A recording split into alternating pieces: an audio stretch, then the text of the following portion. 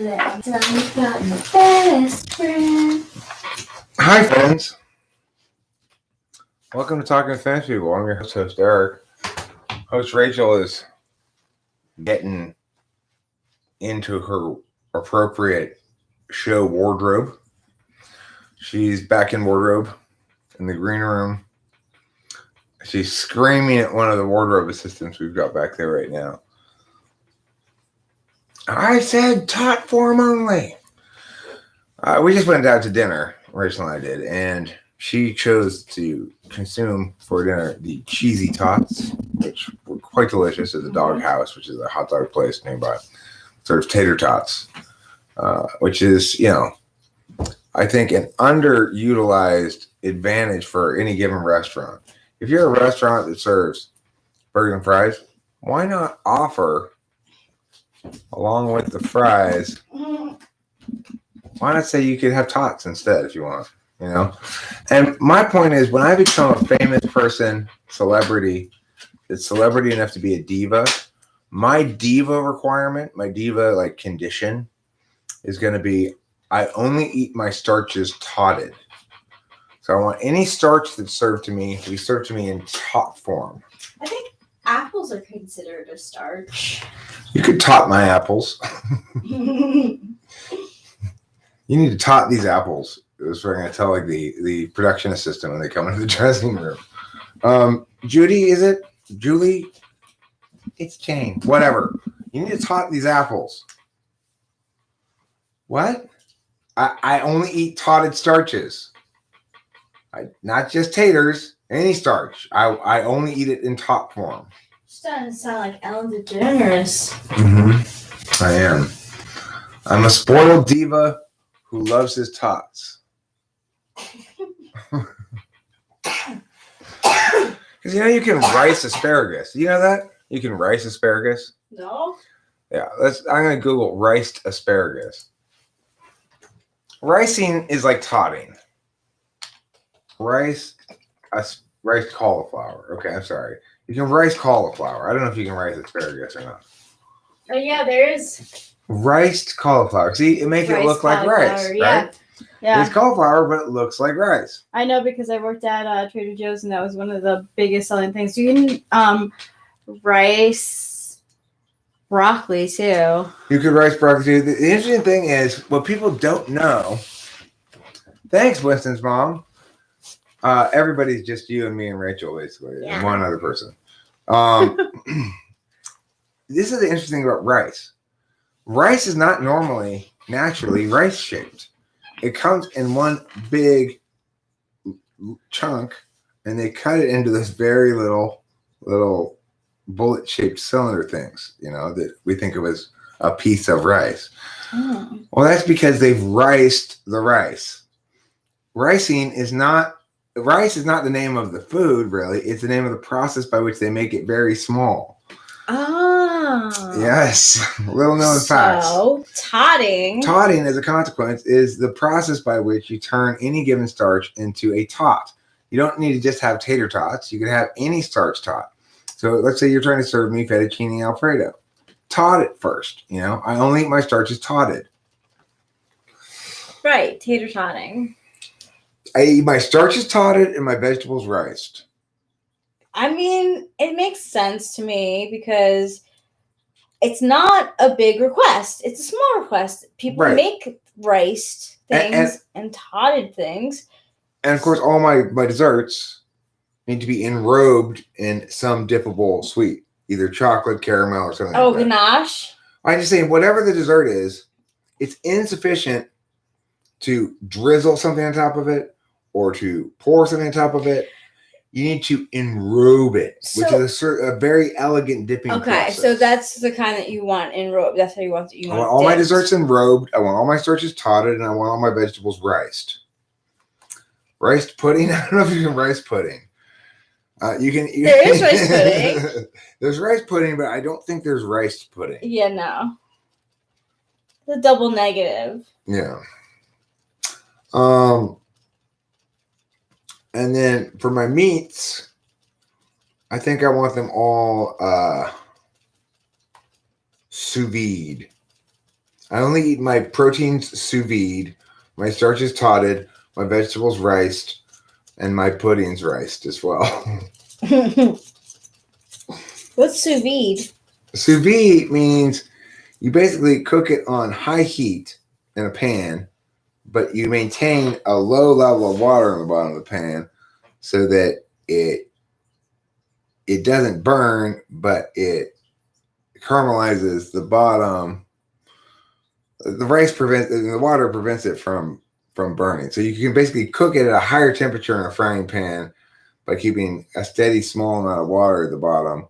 Then you can cook it without doing that. So it lets you cook it hotter without it drying out and without it burning.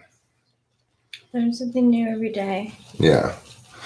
If you're a chef person, you might say, Eric, that's a terrible explanation of sous vide. I don't know. But if you're not a chef person, maybe you don't know either. I'm assuming this sent out no notification. I would think that sous vide would be something a chef would know. I'm saying if you're not a chef, you might not know it either way. Let's look it up. How to sous vide something. Prepare a water bath. Fill your pot with water. Heat water. Place food in a Ziploc bag. Cook. Then sear season. So this one is saying you put it in a bag. I didn't know that. Sous vide. What is sous vide? I don't want to get copyrighted.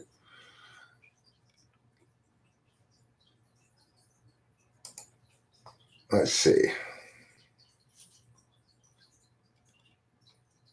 Imagine you're cooking a steak. You probably know exactly the color and texture of the doneness you want. With sous vide, you simply set a pot of water to the corresponding time and temperature, and you get the perfect doneness you desire every time. So it's like a crock pot or what?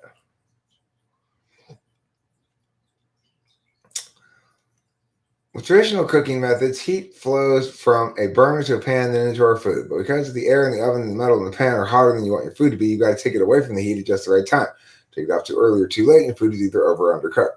When cooking with water, instead of in an oven or a pan, we can raise the temperature just enough to get the food to the exact temperature we prefer. We take it out as soon as it's done cooking, or let it rest in the water until we're ready to eat. No more obsessively checking inside the oven. So it's just easier, I guess. Well, that it's actually sous vide with a D. I didn't know that either.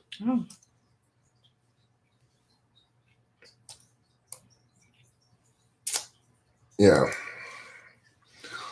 Do you have more fun talking to intuitives and sensors? Not necessarily. I have fun talking to people. It's hard to say. It's hard to say like this is a strong correlation with that, or this is a good predictor of that. I can have great conversations with any number of people at any number of random times, or I can be not in the mood and not have a very good conversation. Same. So I don't know. I feel like I can find anybody interesting. Yeah. Hi, Hibili work from the floor. Hello. Hibby. Very sure the TI is strictly words across all types. No, it's not. TI is consistency. Okay, so for example, if you actually you've just prompted me to come up with a good example of something that I've never been able to come up with a good example of really before. What's TI? How does TI work when it's not dealing with objects on a metaphysical plane, or does it? Is a question that I've been wondering about. It would seem to me, which one of these is different? You know, remember that magazine that you used to see have in the dentist office? Maybe you remember, maybe you don't. I think it was called Westways, and it would have, or something like that, and it had like kids puzzles and stuff in it. Like, what's wrong with this picture? Highlights. Yeah, highlights. That's what it's called. Highlights. What's wrong with this picture? Or which one of these things is different? That would seem to be TI processing that's not using language explicitly. I don't think that Seinfeld is an ISTJ. No. Yes, Goofus and Gallant were also in there. And here's the thing about Goofus and Gallant, or Gallant, if you will, but they're two gentlemen, young gentlemen, and what they do is they represent the archetypes for well-behaved child making wise choices and poorly behaved child making poor choices. And you're prompted at the end, I believe if I recall correctly, who do you want to be more like? Goofus or Gallant?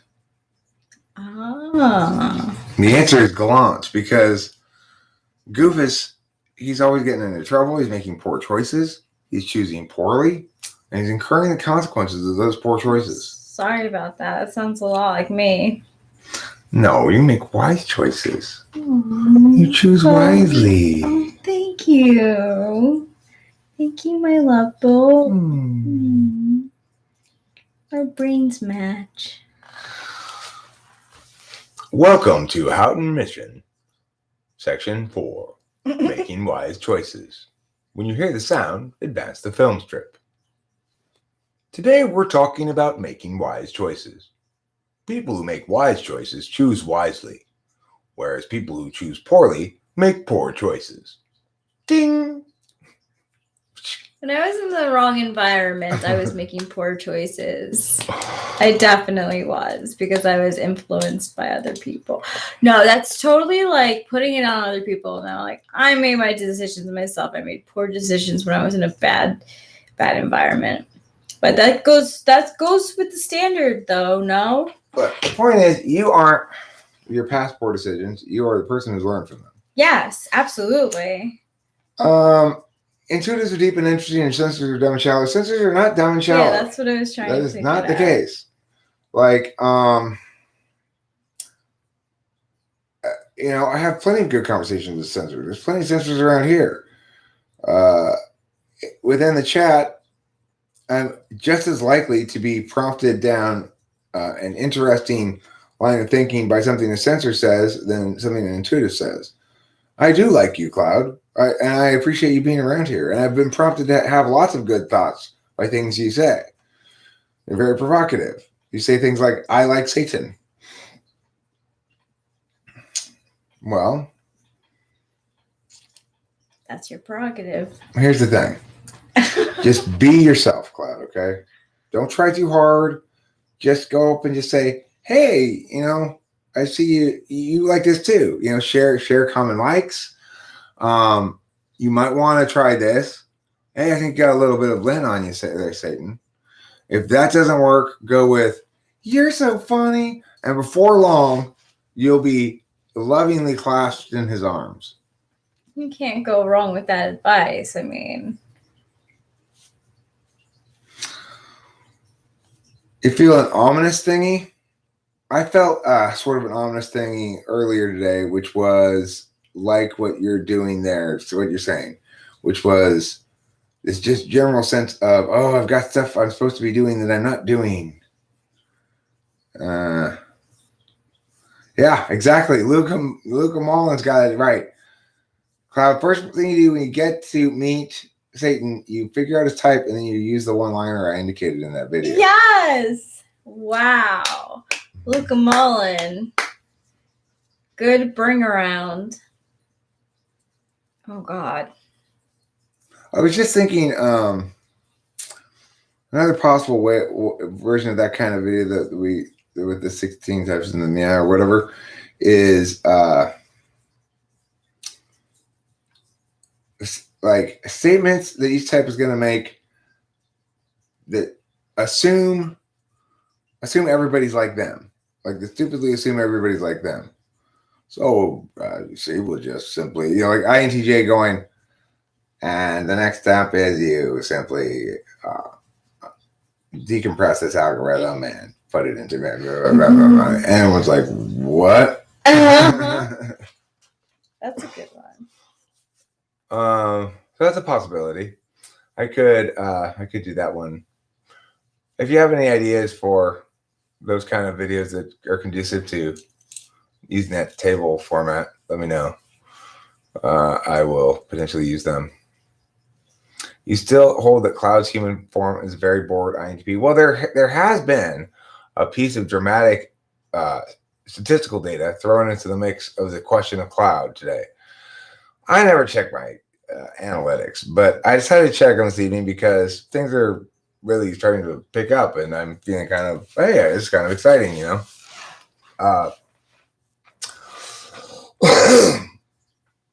So I looked at the origins of viewers, and there's no minutes or views from Serbia. Now, Cloud claims he's from Serbia. Yeah. It's conceivably possible that Cloud could be on a VPN or something like that, but I don't understand why he would be, since Serbia doesn't require, there's no reason to use a VPN in Serbia. Oh. Sounds a little fishy. Yeah, so it does sound a little fishy, Cloud. Well, when my sister moves to Serbia, then you'll have a viewer. I just don't think your sister's going to watch me very much. Even She though doesn't. her own sister's on it. No. Because it doesn't appeal. There's something. But the PNP would get my sister to watch. My sister loves the PNP, but everyone loves the PNP. Sky, could you move back home with the parental units? Jobs are not hard to find here. If you want to stand around a factory for 12 hours for $15 an hour, or delivering pizzas, groceries, farming.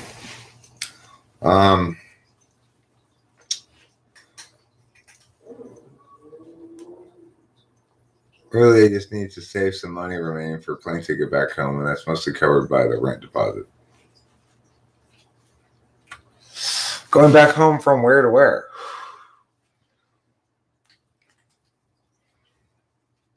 Okay, Cloud. I mean, it didn't say anything. I can accept that the YouTube analytics were wrong.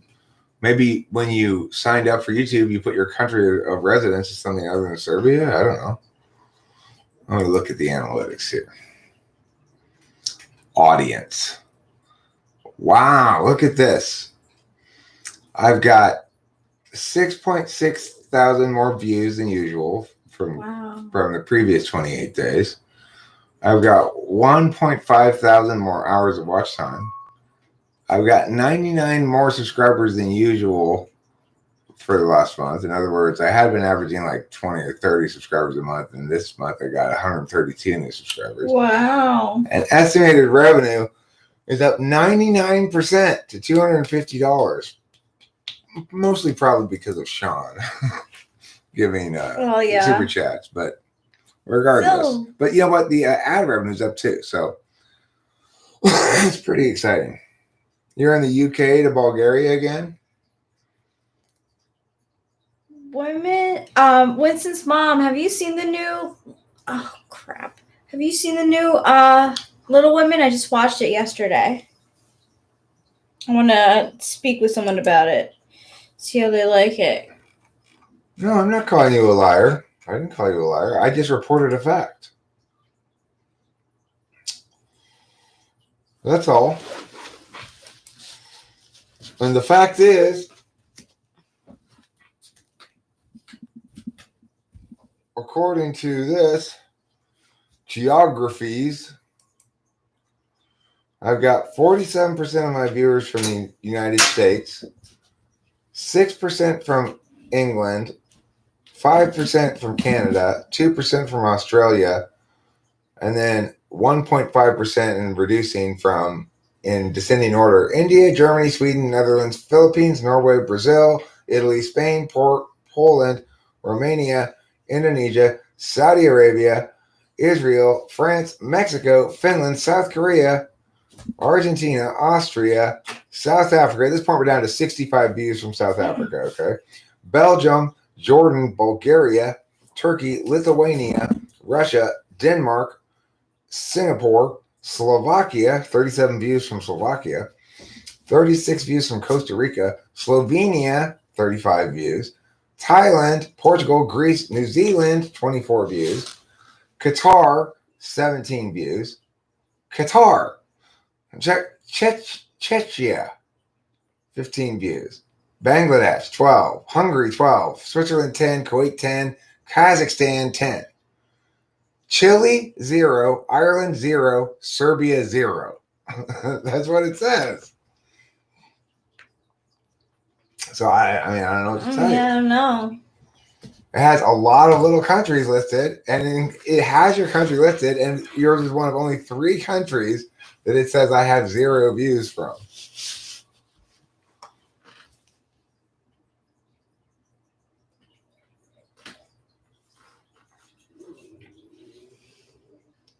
Can you unpack the claim TE is a disinterested calculus? I've never made that claim. I say TI is a disinterested calculus. So please, bro, help a brother out. He did pick up his. I did. I picked her up daughter. yesterday from the airport, from Los Angeles International Airport. Sounds like she had a great time. It's so good. I'm so happy. She is where she lives, which is with my ex-wife. She when we split, like, okay, so this is how it was with Delilah. I made her with my first wife in this house in Temple City. Then the first wife left shortly thereafter, and I had a small child. Then I got a second wife that was a good mother to my child, which was this ESFJ named Candace. And we were together all the way until Delilah was like 17 years old. And then we split up, and Delilah stayed with me in Temple City for a while. Then she went to go stay with Candace in Bowling Park for a while because it was closer to the junior college she was going to. Then she went to live with me and Kimberly in Laverne for a while because she got sick of living with Candace. But Kimberly was too insane, so she was like, right away, she said, "You guys are not good for each other, and this is not okay, and you can't, these fights are terrible." And, Kimberly was very, very difficult. And then, so she went back to her stepmom's house, and now she's currently still at her stepmom's house because I no longer have my own place. I'm here at my dad's house, so if she were to move in with me, she'd have to move in here, which means she's not moving in with me. She'd be moving in with my dad. This is definitely my dad's house, not my house and not her house, Mm-hmm. So that's where Delilah is. She's with Candace, and but she's 22, so she is finishing college by the end of this summer. She's had to kind of. There's a video up of my dad. I can find you a link to it. Let's see here. You can see my daughter too. Well, there's a video of her somewhere.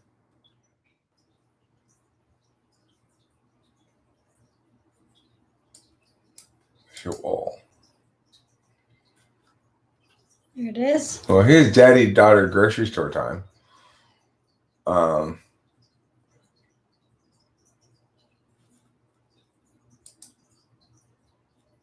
Get shareable link. This is me and Delilah. And here's my dad.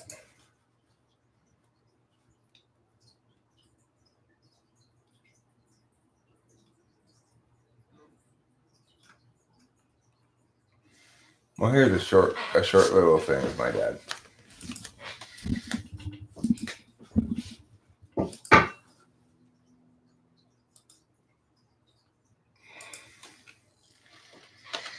Well, we'll find out in a couple weeks. So, We'll find out in a couple of weeks what. Who won? Who's going to be president? The election. Yeah. 6 years later, same stuff. Been that long since watching this channel. I mean, sort of.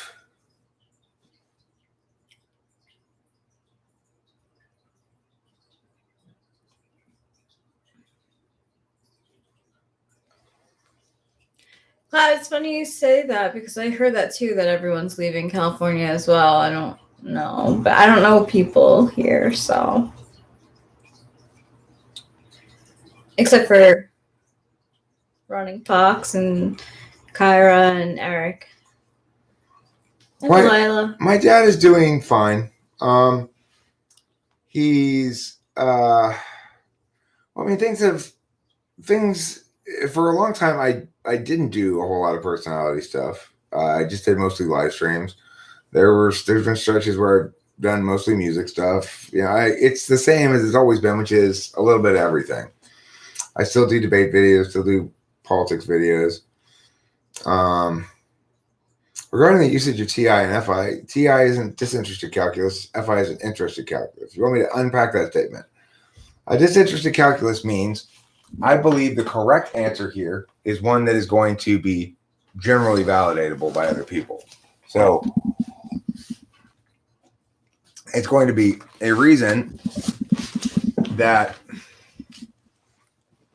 is not that look. The best way to understand a disinterested and interested calculus is looking at sports. A referee in sports is supposed to have a disinterested calculus. They're not supposed to favor either team, and they're supposed to call the fouls as they actually occur, not based on which team it helps with, right? So if you were a huge fan of a team and somebody asked you to referee the game, you might have trouble using a disinterested calculus. You'd be subject to your FI feelings, your preferences, influencing your decision making. So a judge using a disinterested calculus is using TI. They're saying, I'm going to pretend like I am not a party to this at all, even if I am, and that I have no preference whatsoever, and see how a third party who was objecting to this, who had no interest and was determined to determine the question fairly, how would they see it?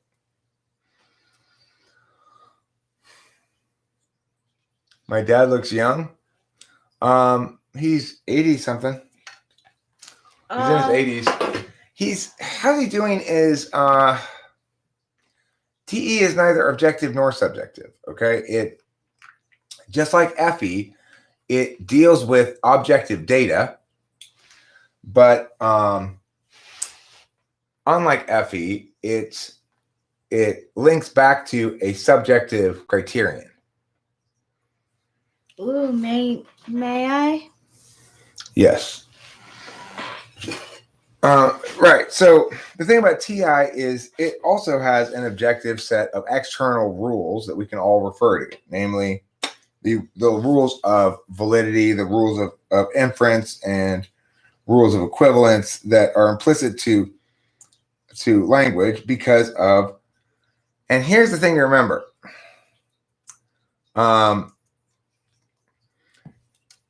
It is the case that, first of all, remember this, Louise Dion, INFJ, boy next door. I'm going to take my dad's approach to this. When I was a kid, and I'd say to my dad, who did you vote for? He'd say, it's a secret ballot, son, for a reason. Okay. You know, his position was who I voted for, whether I voted, and so forth is none of your business. It's an odd position to have, but you know, I learned to respect that as a kid. My dad didn't say who he voted for, and he you know, yeah, that's why it's a secret ballot. My mom never revealed either. My dad didn't care because he was always talking about who he was going to vote for, so we always knew. But my mom always kept it quiet, unless we guessed right. Then it was like written all over her face, but. Here you go, darling. Thank you. You know it's true love when you can have your boyfriend set up some weed for you. Eric, thoughts on how the election is going? Who do you want to win? Why? Who do you think will win?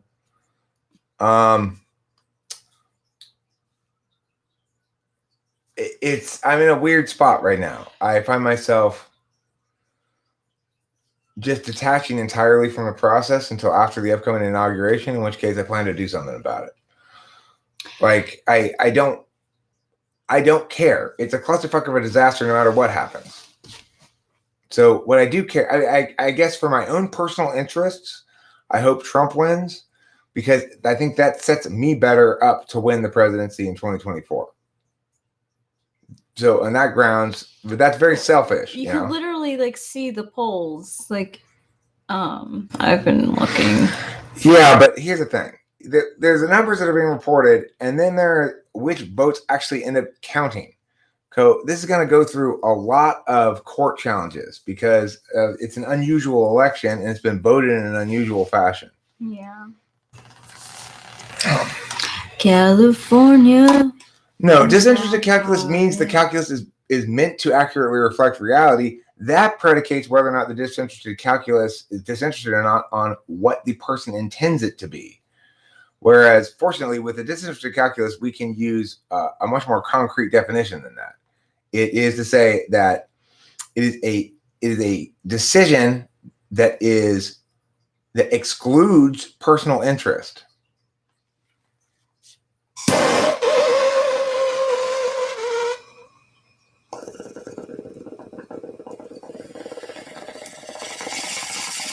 Last night I was like really going hardcore on like body language stuff because like I feel like I'm the kind of person who I really have off from what I'm actually like feeling inside. So I was watching like a lot of body language videos, but I was also keeping up with like the polls online, and it was just like making me so fucking like not happy. Cloud, absolutely not. Absolutely not. I did not make that deal. I only should win the presidency if it's consistent with the righteous. The whole idea of me winning the presidency is to do things the right way. To stop thinking that as long as we get what we want, it doesn't matter how we do it. It matters a lot how we do it. I would never vote for Biden because I understand that voting for Biden is a tacit vote for Harris and is allowing her to bypass the actual job of running for president and trying to sort of wink and nod and sneak her way back in the back door. That's shady and unacceptable. And I won't vote for that. I don't know of body language ghosts, Winston's mom. I do know of Mark Bowden. I did watch a video of his last night, but it was mostly this other channel. I had to do a deep dive to find this one dude, and I don't even remember his name. It's really hard to find, but I did, and I think he's like, I don't know. I think he's right and wrong. Like, I just think that there's certain things that people do. Like right now, like someone can say that you're nervous because you're bouncing your leg, right? That's like a body language stereotype. Mm-hmm. But I don't think you are. No, in fact, I always bounce my leg. I do it basically constantly. So, okay, Ethan McDonald and Jeff Shaw, I want to address what you're saying here. What I'm telling everybody is that starting after the inauguration, I'm going to begin to climb a mountain that's very tall and very difficult to climb. Ethan McDonald is saying, how can you climb a tall mountain? You're down here at ground level. Well, that's how one begins a mountain climb, is at ground level, right? Jeff Shaw says, not many people would follow your agenda, Eric. It may be right and productive, but not understood by the masses. Fair enough. I mean, if the thing is that's a very much of a knower's perspective, right? It's like you're saying, I know both what your agenda is, how it will be perceived, how it's not understood, etc. Again, I'm a mountain climber who's informing everybody about my plan to climb the mountain. And everyone's first response is, Eric, you're going to die. You aren't qualified to climb that mountain. So I spent a lot of time convincing smart people, oh, yes, I am qualified to climb this mountain. Now, the thing is this. In convincing all these smart people that, yes, I am qualified to climb this mountain, I've made a lot of arguments, many of which are not going to be broadly understood or applicable. But again, remember, you are knowing in advance how I can't climb this mountain. But you're not acknowledging or taking into account the fact that the reason I'm qualified to climb to the top of this tall mountain is in part because I'm such a good mountain climber. In other words, I'll figure it out on the fly. Do I need more subscribers or more name recognition? Of course. Of course. I mean, if I'm successful in my efforts to run for president, part of that success will be increased name recognition over time. Of course. Is my message that's designed for people that I'm talking to right now here? It includes INTPs, INFJs, and other people who are inclined to critique and just sort of be skeptical of what I'm saying for good reason. I'm not saying it's a bad thing to do. Does that mean that I'm unable to communicate with other people in other ways? No. And this is one of the risks of a knower. Knowers see patterns and they extrapolate from those patterns. But the reason I continue to be of interest to Rachel potentially indefinitely is because I can forever blow up your NI box. And sometimes they need to be beloved NI boxes because they hold wonderful truths that are good. And sometimes they're constraining and limiting truths, and you got to blow those boxes up.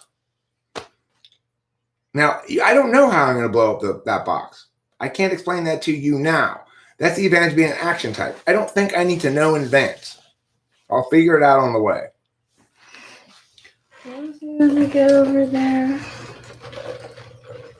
Oh, yeah, my lip balm. So, Karma's Pimp here says, smart people often think they're too smart to logically just be shouting from this mountaintop alone, sadly. So, did you hear anything I said? Or did you understand what I said? Because what I said was, there's something called code switching, right?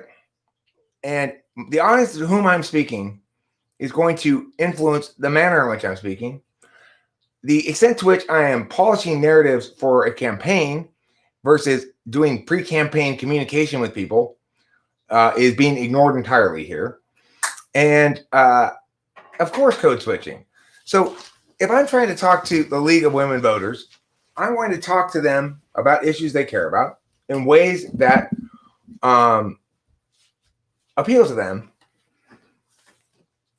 It doesn't mean I'm going to say, hey, I'm going to adopt your positions. I'm going to say, here are the truths that you like. I'm going to try to avoid talking too much about the truths they don't like.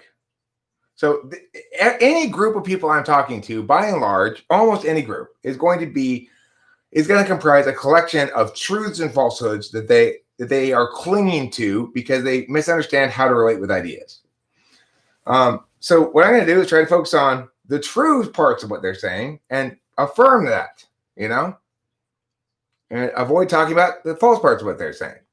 If pressed to talk about the false parts or establish a position that's very clear on something, I will do my best to moot it out and say, well, frankly, I got a great answer for you.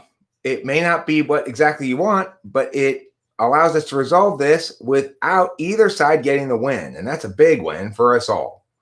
And we just simply say it's not a federal matter. It's not a matter of federal jurisdiction. It's issue, So it's about being able to be, it's about having faith in my ability to respond to anything as it comes up, no matter what, no matter when, no matter where, period. I have absolute faith that I have the answer. Sometimes the answer is I don't know. Sometimes the answer is whatever it is, but no matter what, I'm certain I have the answer. What can I tell you? That's just how it is. I'm certain because I know that as soon as I'm given any reason to not be certain, and if I'm given reason, in fact, to be certain about the opposite, I'll switch sides instantly. I'll go with whichever has the actual best arguments. I don't cling to wrong ideas like everybody else seems to. So that's how I approach it. Everybody's full of half wrongs and half rights. So all I need to do is just highlight the right things they're saying and praise them for that.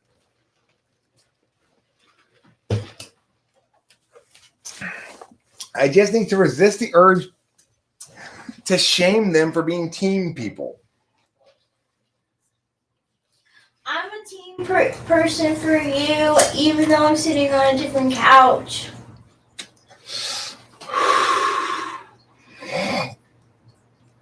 Thanks, darling. You know, my problem is indignation and this the indignant pedant character that I sometimes default to when people seem to challenge my legitimacy in ways that they get my hackles up, you know? One of the things I have to develop as I move forward is better control over my emotions. I'm not good at controlling them. But I can be if I go into the thing telling myself before I start having a given event that involves communication that I really need to focus on being calm. If I really do a lot of sort of setup ahead of time with myself mentally and physically as well, then I think I can successfully do that. But generally speaking, I'm well into a conversation before I've ever even thought about why I'm having this conversation. Like, I'm well into live streaming before I thought about why. It's just how it goes, or how I'm going to do it. You know, I have no plan when I start live streaming, except I have. Well, no, it's not true. I have a opening joke basically that I do that I know I'm going to say, and then from there, that's it. That's all the plan I have. Like, you know, wild from there. Yeah, I just have my opening joke, and then what happens happens. It usually gets off topic pretty quickly. I'm more intellectually capable than most, but how does that make you suited to be president? Well, I think there's a number of reasons why I'm suited to be president. One of them is a qualification for being president is deftness with public policy. I have decades of experience working with public policy advocacies and how public policy advocacies are justified and what comprises a good, well-justified advocacy and what comprises a poorly justified advocacy. I have lots of experience studying which policies work and how they work, where they work, how they fail, where they fail. So I'm extraordinarily well-versed in the ways and means of government. Additionally, I have the necessary leadership capabilities. One of the problems that we've had in past presidents is a fundamental failure of leadership. If we look at George W. Bush, he led only by appealing to people's emotions. If you look at Obama, he led by appealing to people's reasonableness. But at the end of the day, he was weak. When you look at Trump, he leads like a bully leads. He doesn't make any effort to convey respect to the half of the constituency that doesn't support him. He's not a statesman. The last real statesman we had was Bill Clinton. And he had a iffy understanding of public policy, but simply being a good statesman allowed at least his administration to correspond with an era of particular prosperity and success in the country.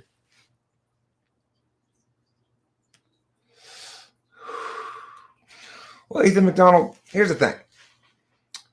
Is it true that I need to make sure that people can relate to me? Absolutely. Is it something I'm working on? Sure. Completely. I see it working right now, in fact. I've decided to apply myself to trying to succeed in YouTube more. So I'm making better videos, making purposeful videos, shorter videos. I'm making sure my live streams are a little bit more lively and less just me going, let me scratch my ass and sit here and think for a second and leave this period of silence. You know, I want it to be listenable to as pieces of as podcasts or something, rather than just this thing that's only valuable for those experiencing it in real time. I'm making an effort to improve my thumbnails.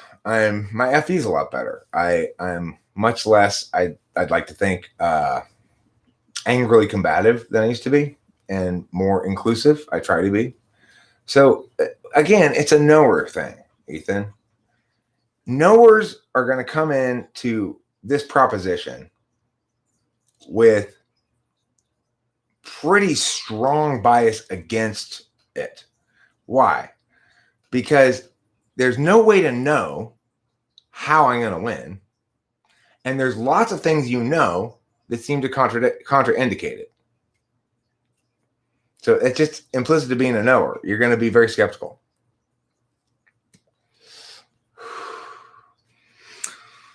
Because what I'm saying is a long shot. It's crazy. It's a crazy notion, right? It's like, wait, you can't be president. How are you going to be president, Eric? Look at you.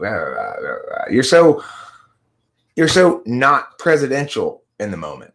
Well, that's true, but you can anticipate some sort of a transformation in terms of my, at least physical appearance, as I move into campaigning. And I'm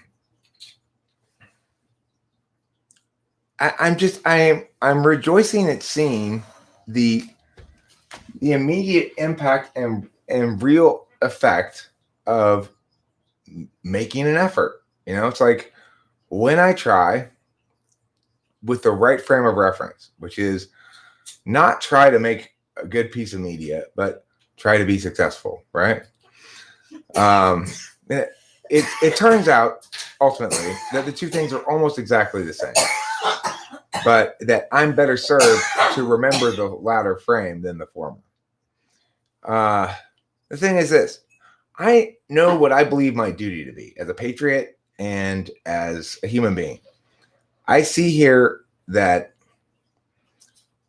I'm put it this way: among people who understand clearly enough to really do the job, the nature of reality themselves, other people who have the sufficient humility, although you won't hear it right now in this particular stretch of narrative, but also strength of principle to actually do this job and meaningfully change the status quo. Okay. So among people who can do that, and this is another thing that people like to say to me, maybe run for governor or something first. No, absolutely not. You're missing the point. I am driven to do this as a duty, as a citizen, as a patriot, based on how I was raised and what I believed the American democracy was and what its potential was. That because this is such a NI countervalued notion. You're not understanding it. I mean, Ethan McDonald, think. I don't want to be a city councilman. I don't want to be a congressman either. I want to be the president of the United States of America. And you can choose to direct your energy into attempting to reduce the scale of my ambition. You can attempt to do that by saying, things that make it impossible for me to achieve, or things that make smaller goals easier to achieve. You can do that all you want. But the beautiful thing is this: what I know makes what you know irrelevant. I know it is my duty to make a serious run for the presidency following the inauguration of this upcoming president, beginning shortly thereafter. I know it is my duty to try to fulfill my one term that I'm going to serve and do the best I can to fix the worst of the mechanical problems of the citizen democracy, and to seriously change the way that people talk about politics. So it's my duty to make my best effort to do that. I additionally have faith that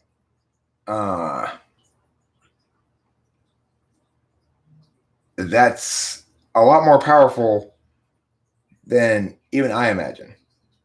But I recognize that my duty can't be to win the presidency. that's not up to me, ultimately. Well, sure. And I appreciate you asking them. The thing is, hopefully, hearing my response is pretty convincing. It's like, of course, there are barriers. Yeah. Yes, I could be somebody who was dissuaded by long odds. Then I wouldn't be qualified to be president. Yes, I could be someone who was dissuaded by fear. But then I wouldn't be qualified to be president. Yes, I could be somebody who could be easily convinced and that you're never going to do it, but then I wouldn't be qualified to be president. And so it's like, when people challenge me, I don't dislike it, although I may come at it with kind of a combative tone sometimes, which I'm trying to fix. I appreciate it because it lets me hone my arguments, you know?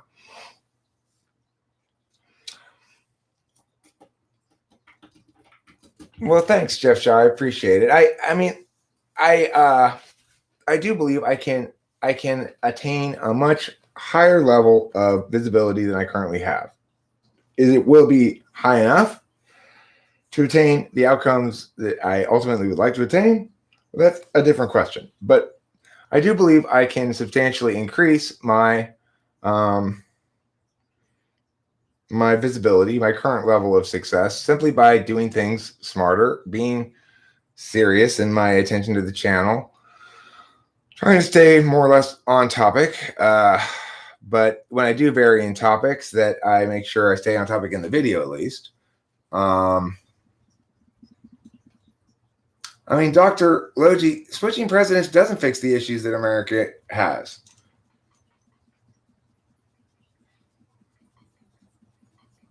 That's true. It hasn't heretofore. So what's that tell you? It might tell you the president's the wrong person to fix it.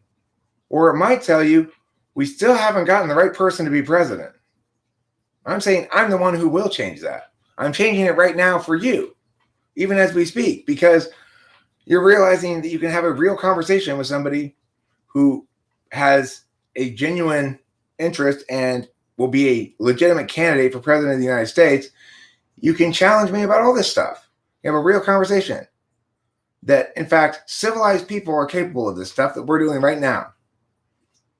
You know, and that being a president means subjecting yourself to exactly this sort of stuff. I mean, I am trying to solve the problem in a new way, because as president, I've got a whole slew of new approaches that I'm going to take that previous presidents have not taken advantage of or used successfully. For example, I'm going to maximize the power of the Justice Department to impact case law rather than relying on Congress to cooperate with me as a legislative branch. This avoids both the hubris and insane power grab that is the executive order, and requires of the courts vastly more consistency in terms of how they apply principles and standards and rules across the board, thereby limiting where federal overreach causes problems without requiring anything except just a return to the correct interpretation of certain laws. So, don't think that the new way to solve the problem, Dr. Logi, necessarily can't include as a component the old way, or even as a necessary precondition. It may be true that previous presidents have failed, but no president has ever been like me. I've never heard anybody dispute that. I've never heard anybody say, well, you know, President Mia talked like you, Eric, and he failed or succeeded or whatever. I've never heard anybody say, well, here's a politician who's really talking like you, Eric, and point to one. Cloud tried to say, well, Yang is. No, he's not. That's insane. Nothing of the sort. What I'm talking about is I am here from now until when I begin officially running after the inauguration to field these kind of questions from people all around the world, to defend my positions, to make the argument over and over again that I really genuinely am the best qualified person, and to be subject to scrutiny as anybody who would dare claim to be qualified for the job of U.S. president should be willing to do for endless amounts of time. I agree. I mean, that's the number one thing. When do you ever get a politician to actually answer your questions and meaningfully address your shit and go, okay, well, this is a serious thing, and I do need to take it seriously and talk to you, you know? People like you may exist elsewhere. Why am I special? I'm doing it. I'm the one who's doing it. That's why. I'm the one who's been talking about it now for quite some time, but had to postpone to 2024 because my mother wasn't in the home. She was here for quite a while. You know, she now lives in a nursing home, so that's no longer controlling me. I don't have a God complex, Ethan McDonald. I have a sense of patriotic duty.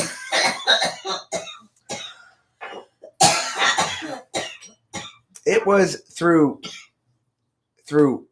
begrudged acceptance that I realized I apparently am the only one who can do this.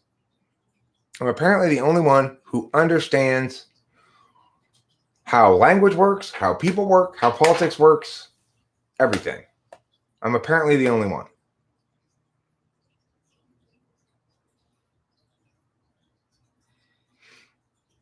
Correct. That's my claim. Because the problems are not, because the problem is how people think and talk about politics foremost. And I'm the only one running who thinks about it the way I do, who offers a real third alternative that's not middle ground, that's not compromise, and that's not either side winning. You know I believe in you. Right? I know you believe me. Thank you. Good. I don't expect to solve all the problems facing America or the world, Dr. Logie. In debate, we have something called solvency. You don't solve problems, you solve for problems, which means you attain some solvency. You fix some problems. You make things better. Change is incremental. And we do a terrible disservice to ourselves when we think that because we can't do everything, we shouldn't do anything.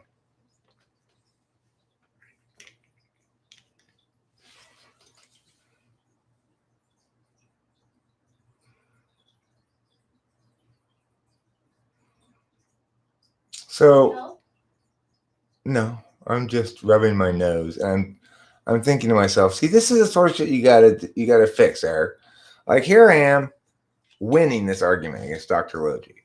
What I need to do is sell him on the validity of what he's saying and include him in my claims of we are the people who will do this. It's not just me.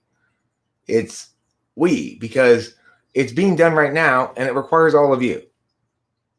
It requires Ethan, and it requires Dr. Logie.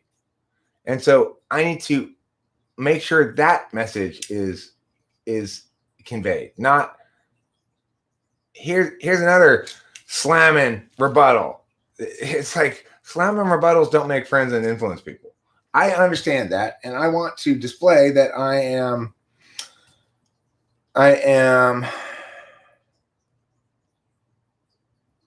trying to develop a more nuanced form of discourse. Awake says Libertarian Party all the way. That's part of the problem too. Any dogma, including a principled dogma that's totalizing, is part of the problem. I am not libertarian. I'm not left. I'm not right. I'm not conservative. I am a pragmatic realist who wants to do the best thing I can given the circumstances and the position. The problem with libertarians in general is they act as though we're starting with a blank slate, or that we can ignore the status quo or the realities of things and just insist that the strictest principle, respect the NAP kind of sovereign self libertarians just are not. Well, I mean, they do the same thing that everybody else does. They totalize a dogma and they have an agenda rather than their agenda being governed well. You know, my agenda is govern well.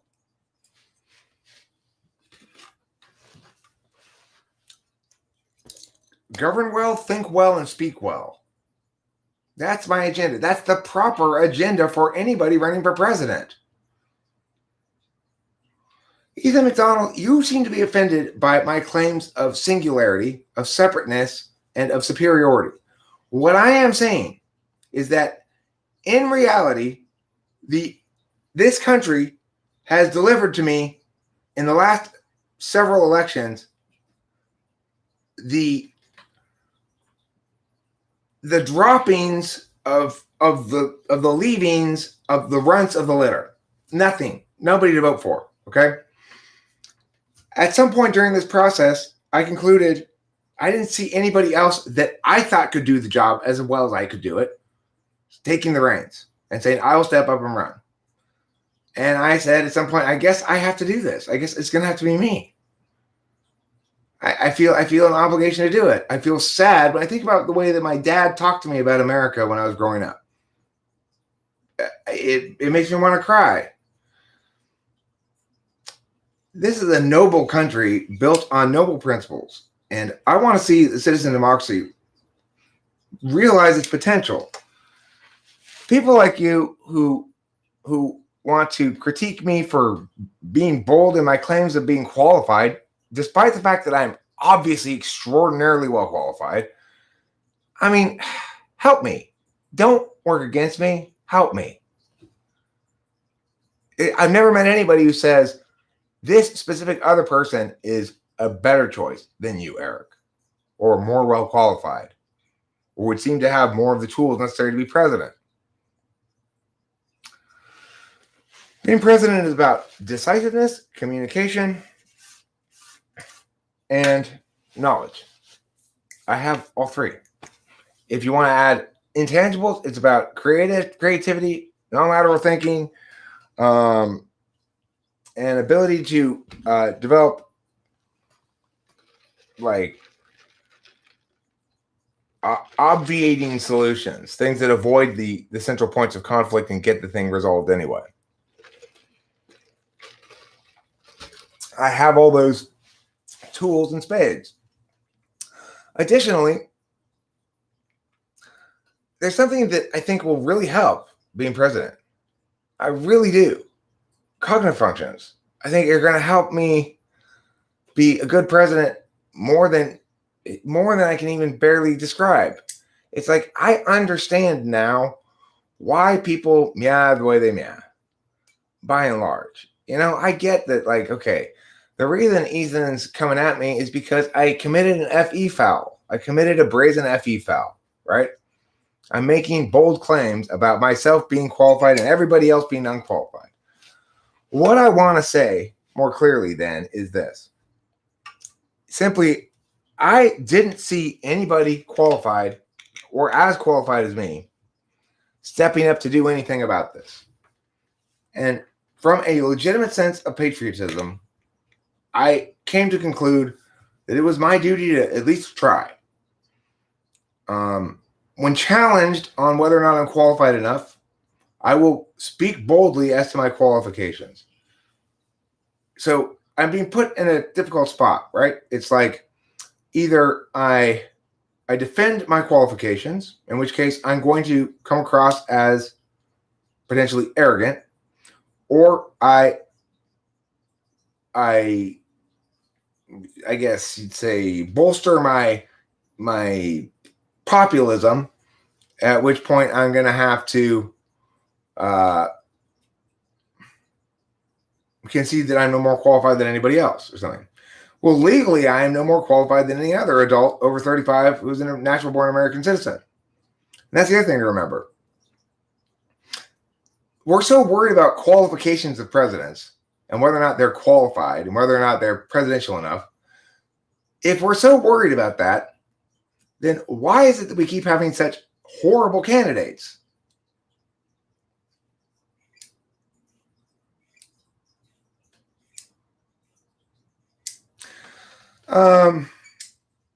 No. I think you're right, Skygear, but I guess what I would say is, I guess then he feels comparatively insecure, maybe? I don't know. It could be an FI thing. How will I deal with Sleepy Week as president? Well, I'm gonna have to alter my intake habits. So I'll probably cut down on the amount of Adderall I take, and just take it regularly, like maybe one a day or something, and then take maybe a couple of days off here and there, you know.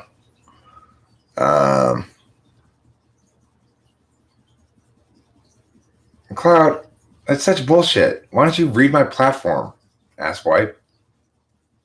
It tells you exactly what I'm going to do about all kinds of shit. About America. When am I going to start talking about America? That's the thing.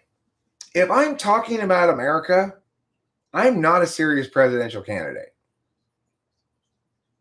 If I'm saying America is great and America is wonderful and America and apple pie, I'm not a serious candidate.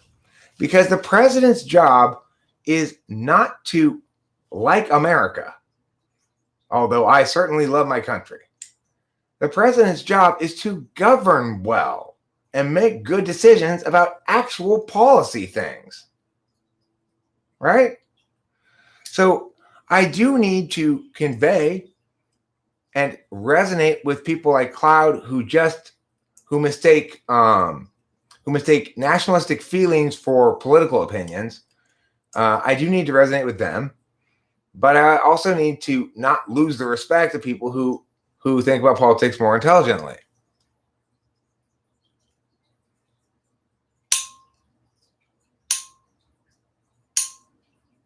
Yeah, fuck the governors. Awake, yeah. Governors. Governing your states. Fuck you. Yeah. Well, no, that's the criterion to get the job, Corbin Dwyer. That's not the job itself. That's the success criterion for attaining the job, is winning the popularity contest. I agree. I need to be popular.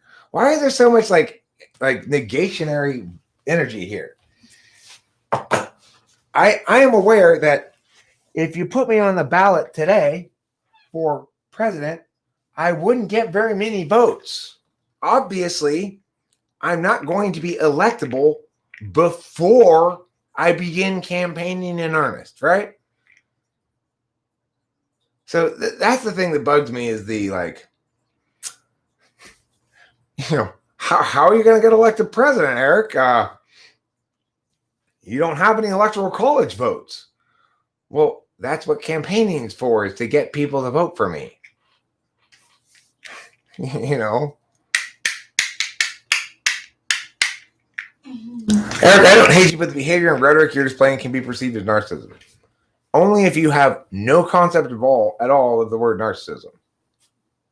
Right? Only if you're choosing to mistake honesty and actual competency for narcissism. There's nothing narcissistic about it. I don't say I'm destined or duty-bound to win the presidency. I said I'm duty-bound to try my best. And I have maybe an unreasonable amount of optimistic faith in my best and how powerful it can be. That does not make me narcissistic. It makes me confident. And, I've got good reason to be confident. And that's okay. So I would like everyone's opinion then. So what is Ethan McDonald's thing? If I agree he's FE polar, so why is he reacting this way to, I would note that he's misinterpreted the FE badly. I don't think anybody thinks that sounds narcissistic or like grandiose delusions or anything. I make good, simple, solid points. I'm an American citizen. I meet the qualifications to run for president. I am naturally going to assert that I'm better than any of the other candidates, and that's why you should vote for me. One of the things I liked about you before we met was your conviction in the way that you spoke about wanting to run for presidency. Yeah. That's facts. Expecting a politician to be honest. Well, I don't see how expecting and letting correlate there in your analogy. Don't talk about you anymore. I mean, it became. This is the thing. Conversation naturally occurs. So, you said, I said I think you're critiquing because I made an FE mistake. Somebody else pointed out, Eric, that doesn't vibe with your theory here. You said he's an ISTJ. If he's FE polar, he must not be doing the FE thing. Now it's a legitimate topic of conversation. So why is he doing it then? I'm curious. I want to know. It's absolutely a legitimate topic of conversation. Yes. It's like you want to get in the pool, but you don't want to get wet. Sorry, it doesn't work like that.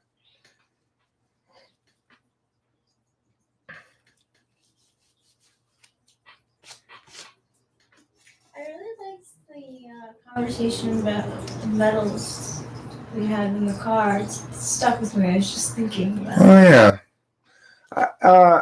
I'll relate what I was saying about metals. Well, let me read some things from the chat here first, out loud. Let me do some chat out loud read. Do you, babe? I don't think that FE polar, but I think what he's saying is that people, the general public, will perceive you like that. Therefore, you won't win because he probably thinks this behavior will persist. Well, but LII last, if he is FE polar, then my point would be that he's misinterpreting how people will interpret it. That he's misreading the FE badly. What type will be the vice president then? I would like to have Dave Chappelle be my vice presidential candidate. He'd bring a lot of name recognition, a lot of advantages, and I like his politics in general. So that would be my ideal vice president.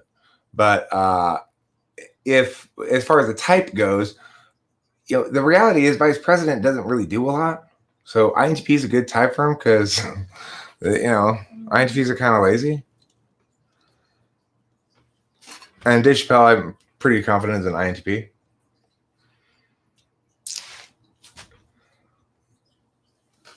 I'm sure we get along too. I just feel like I'd get along with him. He smokes.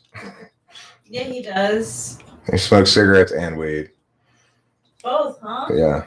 So. You guys could go out for a smoke break. Yeah.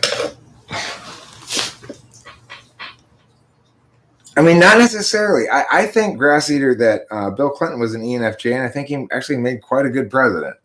All in all things considered. Granted, the world was a lot simpler. Then he had to deal with a much less contentious political environment and much less complicated political problems. But nevertheless, he shepherded a successful period of American history where the economy was booming. The country ran a surplus instead of a deficit, and he made advances in free trade. So, was he perfect? No, but he was an ENFJ, and he was better than anybody who's come after him. So that's what I have to say about FE Doms being president. I don't think an ESFJ would be a good president, but I think ENFJ can do it.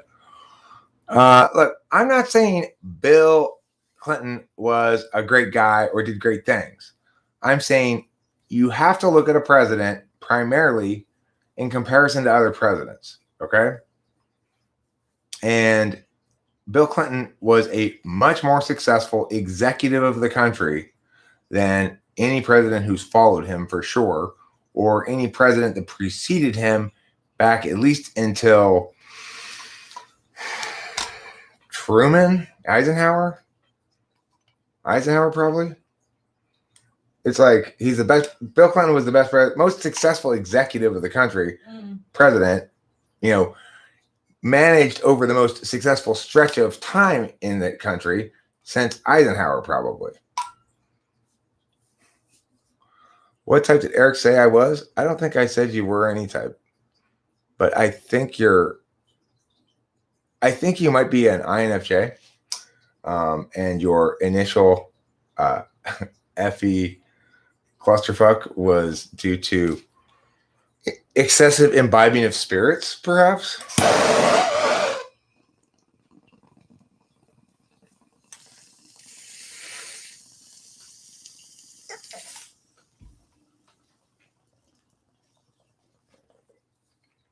Just speculating. Woo, Mr. Smoking Lungs. Hallelujah. Wow.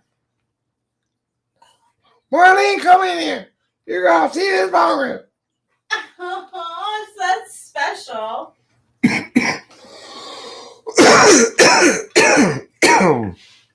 I agree with you by and large, Awake, but you got to remember it is not true that the sole purpose of the government is to protect our rights.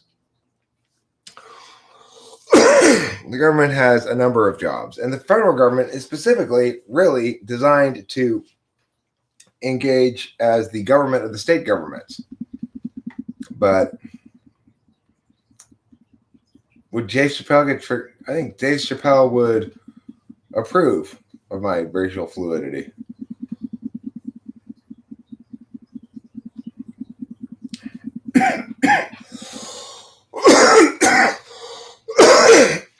Cloud, I'm no balder than Eisenhower. Okay? I think Eisenhower was balder than me. So I'm gonna say no, I won't be the most bald president. Certainly not the first bald. Oh yeah, Eisenhower was bald. Yeah. But am I a baller? Good question. That's a better question. Sometimes. Sometimes I'm a baller. But only when I'm on the basketball court, I guess. That's where one's a baller? Mm-hmm. Is on the basketball court. Eric, will you become president? Tell us if you witness aliens in Area 51? Sure, of course. Yeah, I talked to Obama. Sure. I mean, the thing is,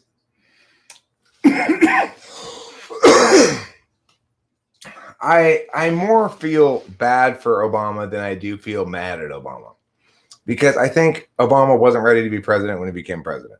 He hadn't learned anything about governance and policy before he became president. He had just learned about being a social organizer and effing the fuck out of people.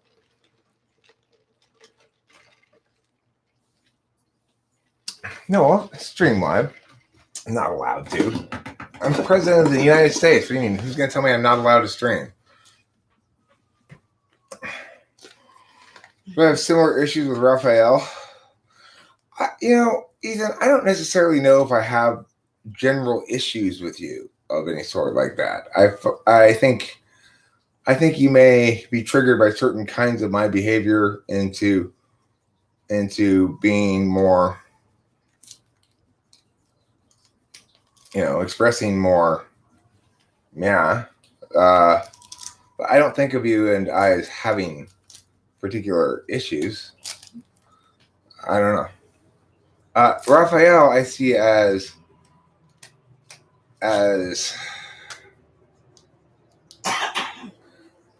he's determined to invalidate my whole thing, right? Like you're sort of having that approach towards the presidency thing, but I guess that's less of a common topic than the cognitive functions. And Raphael, he won't be satisfied until Raphael will never be satisfied by correcting me on something that's small or part of something else that helps me. Correcting me in a way that helps me.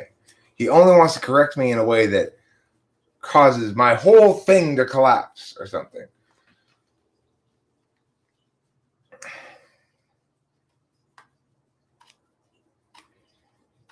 I typed you INFJ, Ellis. I typed you recently. I remember you.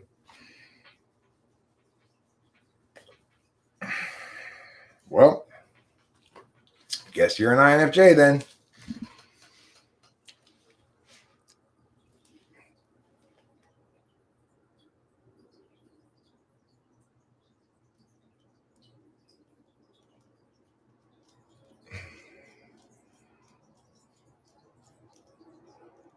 Does your whole thing collapse under his arguments, though? No. His arguments are things like, because you smoke pot, you can't possibly know if you're right or not.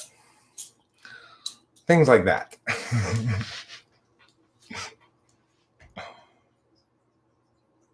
It does. It's like it's mostly ad hominems. So,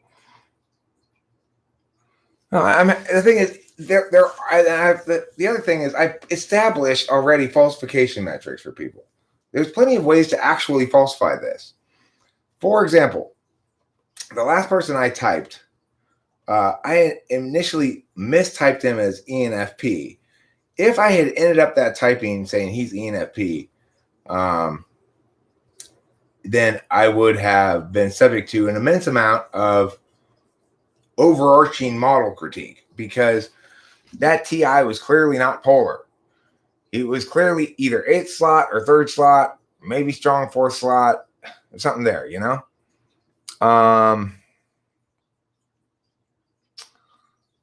And so when I said to the guy, well, he seems so extroverted, I think you're an ENFP, but your TI, and he revealed that he was in fact an INFP and self-identified as an INFP, well, then it was gratifying. It's like, it's proof that, you know, I'm willing to say this is scary to say because it's kind of model destroying, but I think you're an ENFP.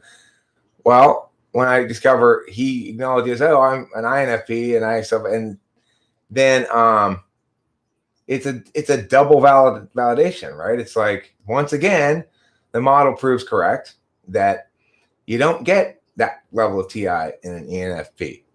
And this has been proved again and again and again and again and again. And the fact that I was saying, well, this proves that I'm willing to consider that maybe my model's wrong.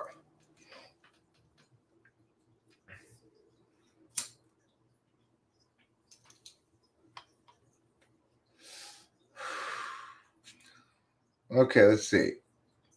So I want to talk a little bit about INFP songs, okay? The INFP songs are, in fact, I'd like to make a list of INFP songs. Let me start a document so I can make a list of them. Well, I've got 2 of them in mind. Others can help me think of some other ones, okay? The first one I have in mind,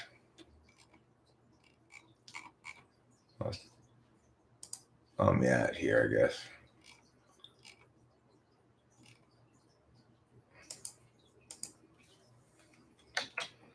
Insert table.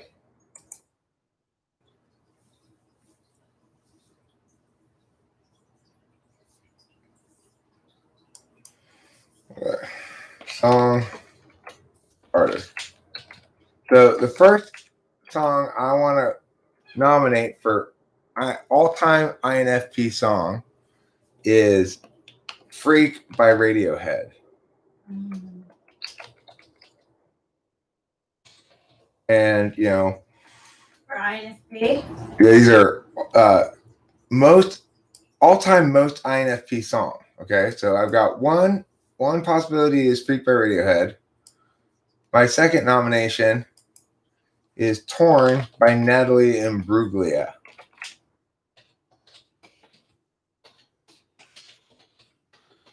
Why? Because the lyrics of course. I should include a little bit of the lyrics for each of these.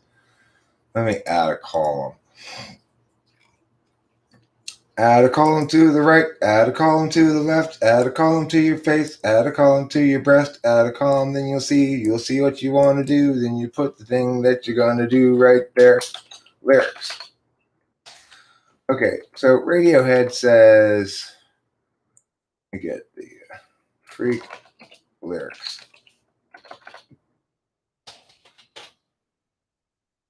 Radiohead.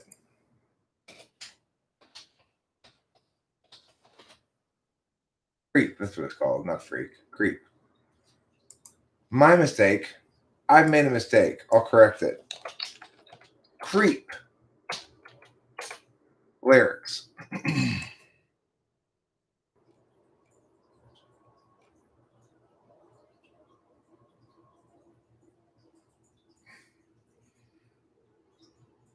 I mean, which part isn't INFP? I'm talking about like the most INFP part. It's all INFP.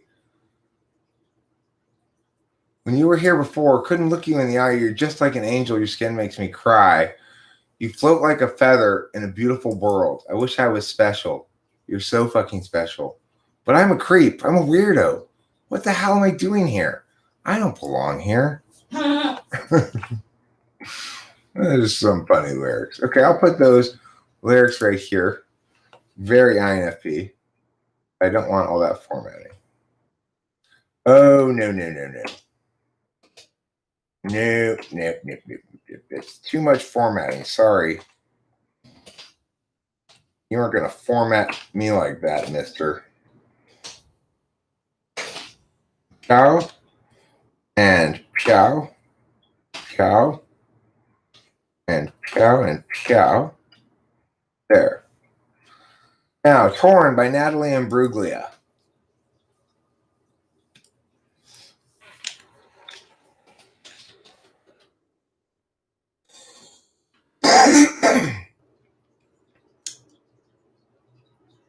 Let's see.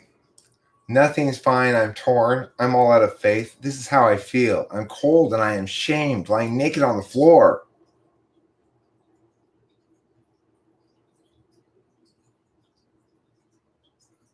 Illusion never changed into something real.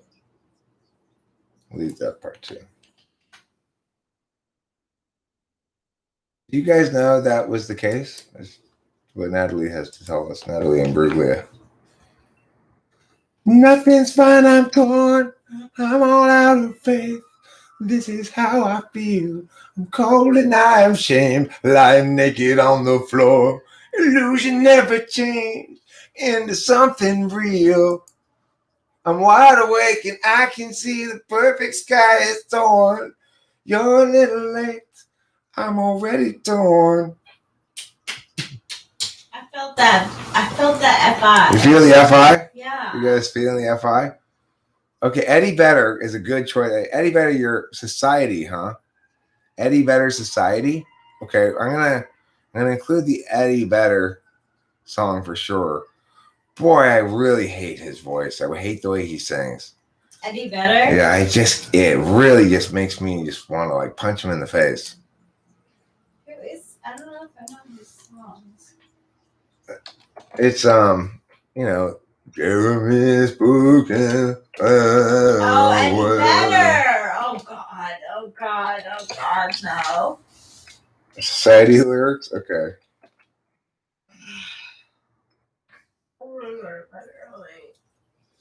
All right, baby. I can tell you're tired and tore up. Yeah. Let's see here.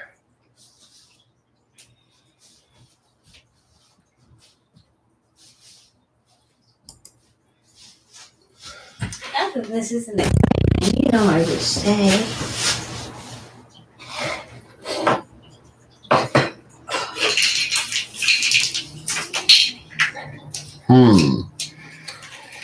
Let me see if I can find some other Eddie Vedder lyrics. What about Jeremy? Or what's the other one he does that's famous? Like black or something.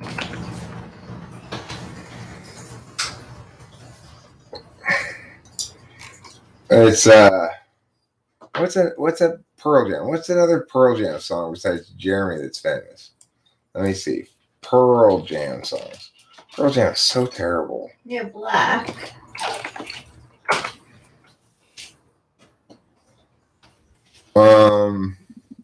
Black? Alive. That's the one. Alive. I'm still alive. Oh, yeah. I forgot about that song. That's the one I was looking for.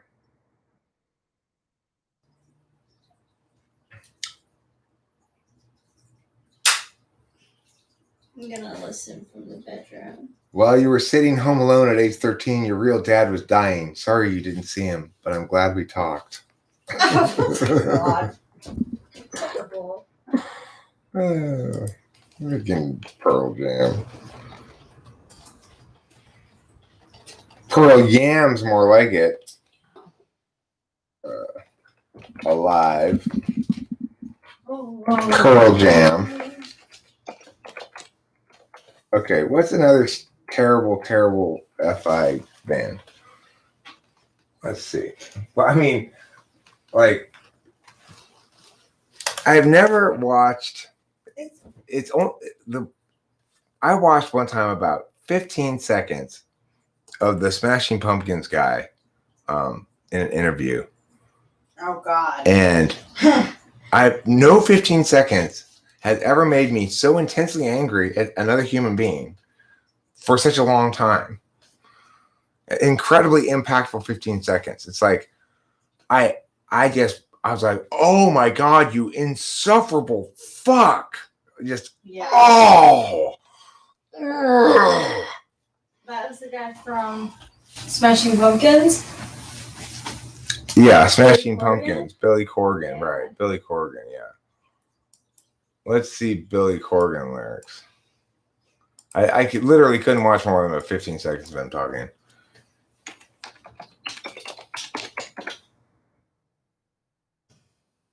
What's a Smashing Pumpkins song that's got really melodramatic lyrics?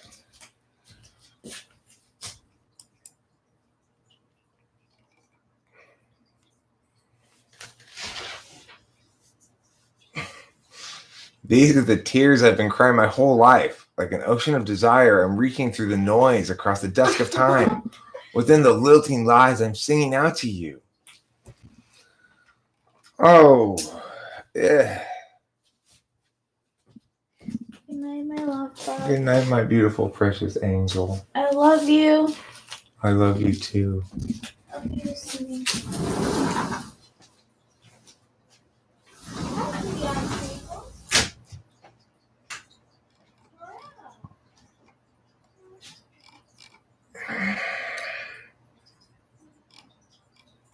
Actually, I like this one. I catch the rainfall through the leaking roof that you had left behind. You remind me of that leak in my soul. Ew! Ew! I can barely copy it without vomiting. Ew! Oh my God! Ew! Ah! That's so awful. God.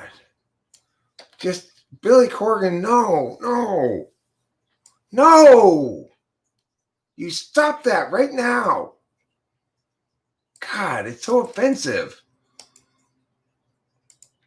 This must be how a Muslim feels when someone draws a picture of Muhammad. That's how I feel right now.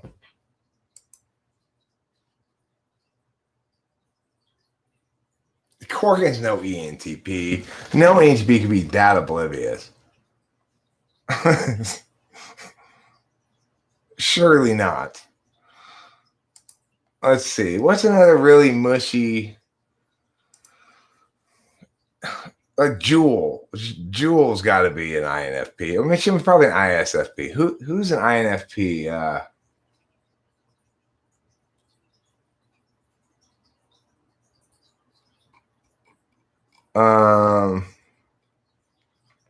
Like it's got to be like arty emo, like Fiona Apple. But I think Fiona Apple's actually, yeah, right. You said it at the same time as me. You said it slightly before me, RC. You get full credit where it's due.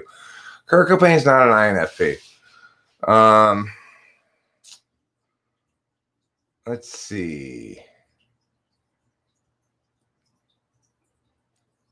Who's a good example?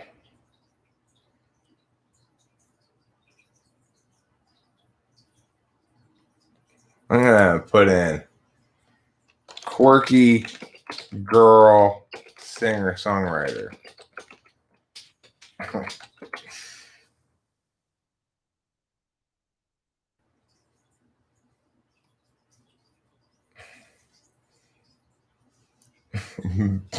Bjork. Bjork's not an INFP though.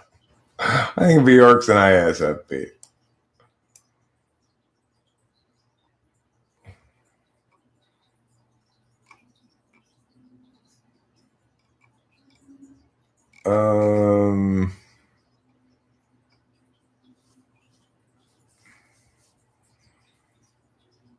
Let's see. I need more suggestions, everybody. I need somebody more famous, like that I know that everybody knows. I don't know who Keaton Henson is. I never heard of that. Smiths. Yes, thank you, Rachel. Boom, nailed it. Smiths, of course. Why didn't I think of the Smiths? Okay, so sweetness, I was only joking. Or now I know how Joan of Arc felt.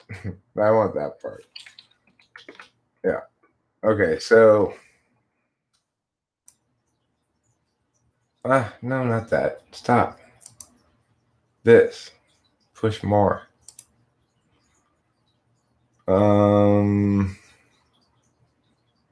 No, that one's not that emo. What's the most emo Morrissey song? Or Girlfriend in a Coma. Let me see what that's got weird lyrics. I kind of like Morrissey's lyrics. That's the thing.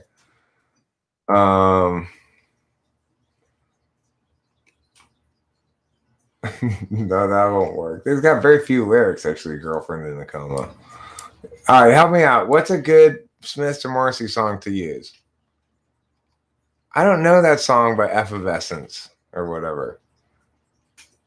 Well, I'm working up to it. As I said, I'm gonna begin in earnest after the inauguration. Why does Coldplay get so much hate? There's probably an INFP in there, maybe. I don't know it.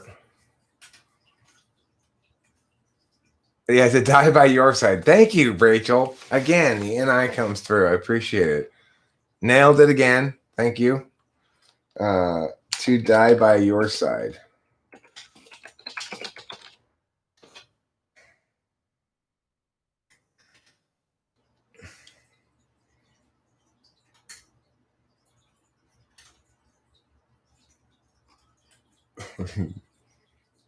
Yeah.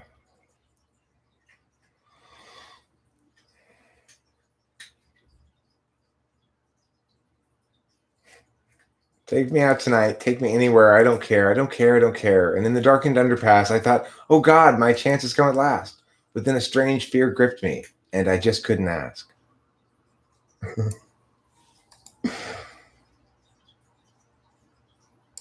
To die by your side. Well, the pleasure is mine. In my life. Meow, meow, meow, meow, meow, meow, meow, meow. Meow, meow, meow, meow, meow, meow, meow, meow. Live or I die. That's funny. Billy Corgan. Let's see. Smashing Pumpkins, I guess. Smashing Pumpkins. I'm filling in this chart. I'll link you all to it so you can see the chart too. It's the same one that I was marrying with the Miaz. You may recall those instances from previous occasions. Here's the link to this. Clapton, Tears in Heaven. I don't think Clapton's an INFP. And heaven knows I'm miserable now. That's such funny lyrics, right? And heaven knows I'm miserable now. Okay, so what was that Billy Corgan song? That I got the thing? I catch the rainfall through the leaking roof that you left behind. You remind me of that leak in my soul. What was that? What was that song called that I took that from? God damn it. Ha! Let me see if I can reopen close tab. No, I can't. Yeah. Billy Corgan.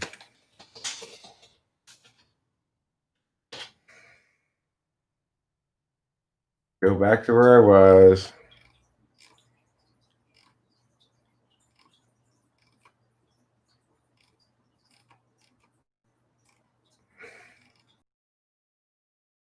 Putting that thing.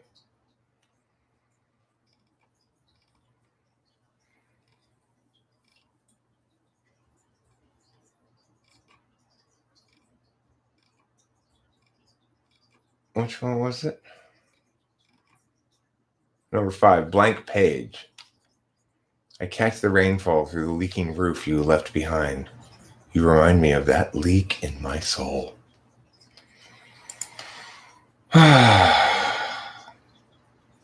Billy Corgan, Billy Corgan, Billy Corgan. Billy, Billy, Billy, Billy, Billy, Billy, Billy, Billy, Billy. A blank page indeed. Okay, now this is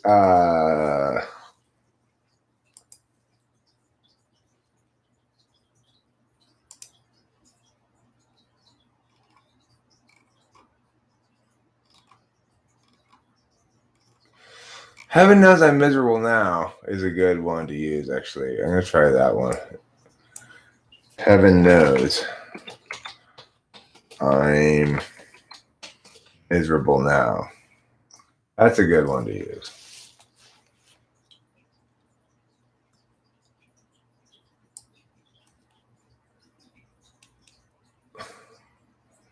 Okay, yeah, this is perfect, really.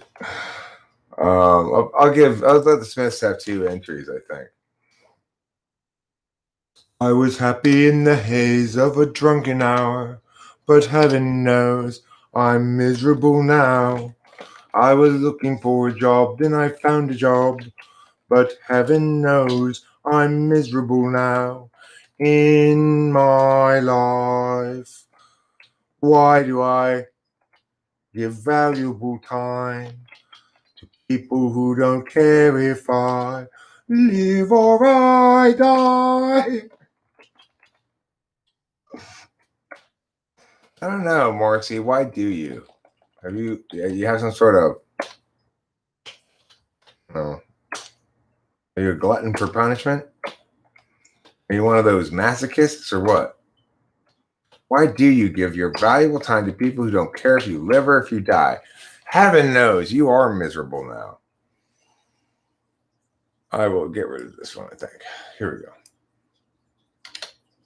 Yes. So this is Smith's. This is Heaven Knows I'm Miserable Now. HKIMN. And of course, it's by the Smiths. Is that what that song's called? Heaven Knows I'm Miserable Now? Yeah, it is. Okay.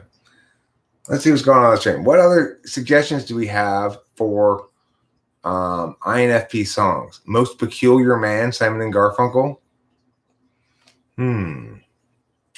I do like the idea of parsley, sage, rosemary, and thyme. Sounds good. Or something by Donovan, maybe? Something by Donovan. Let's see. Songs by Donovan. I think Donovan may be a somewhat underrated artist, but he may be also only have a couple of really good things.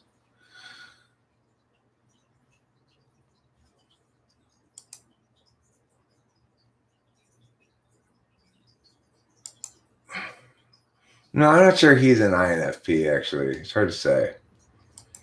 How about what's another person like Donovan? Do you think Bob Dylan's an INFP? I don't know that song Rose Quartz by Toro y Moi. How about Elton John? Perfect. Okay, what's a good Elton John song to do? Let's see. I hate Elton John songs. Elton John songs. I just generally, I mean, not all of them. I like Saturday Night's All Right for Fighting. I think that one's pretty good. Candle in the Wind. Candle in the Wind might be a good one. Okay, well, somebody suggest to me, what's the most FI Yellow Brick Road? Tiny Dancers about Tony Danza? Really? That's not true. Is it?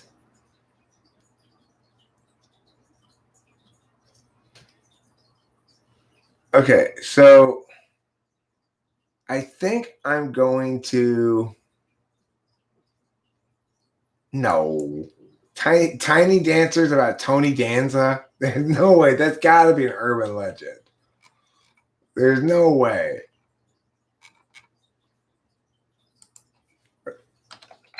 Elton John. Tiny Dancer lyrics. Let me see. Hold me closer, Tiny Dancer. Count the headlights on the highway. Lay me down in sheets of linen. You had a busy day today. These are very INFP lyrics. Those are more SFP lyrics. So he's singing that to Tony Danza? Is that what you're trying to tell me? It's a serenading. He's serenading Tony Danza?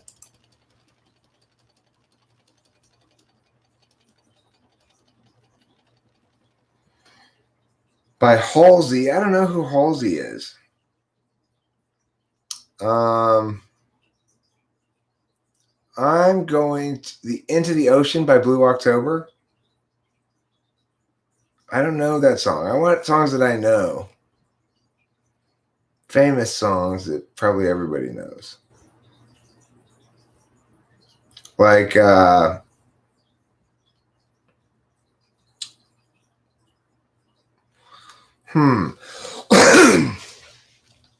who's another like super gaff kind of moisture bearing water bucket?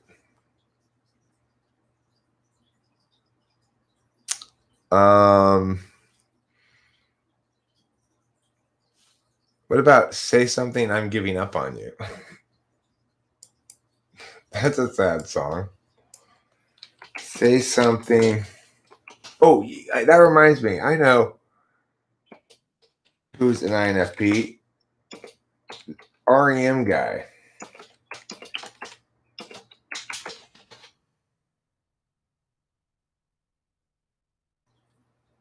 No, that's not really INFP-ish, though. It needs to be more wordy than that. Like Joni Mitchell lyrics. There you go. Joni Mitchell. Like, she's got to be she might be an ENFP, but let's see.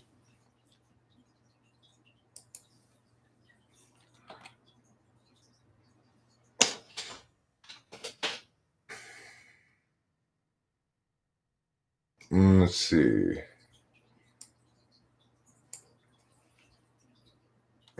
It's getting on the trees, cutting down reindeer, singing songs of joy and peace. So east river.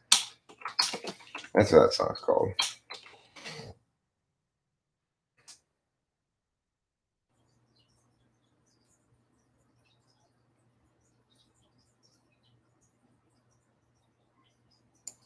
Okay, there.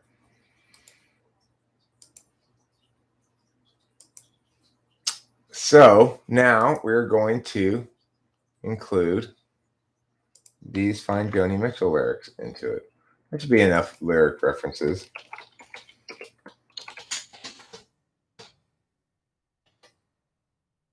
Got it backwards. Meow, meow, meow, meow, meow. Meow, meow, meow, meow, meow.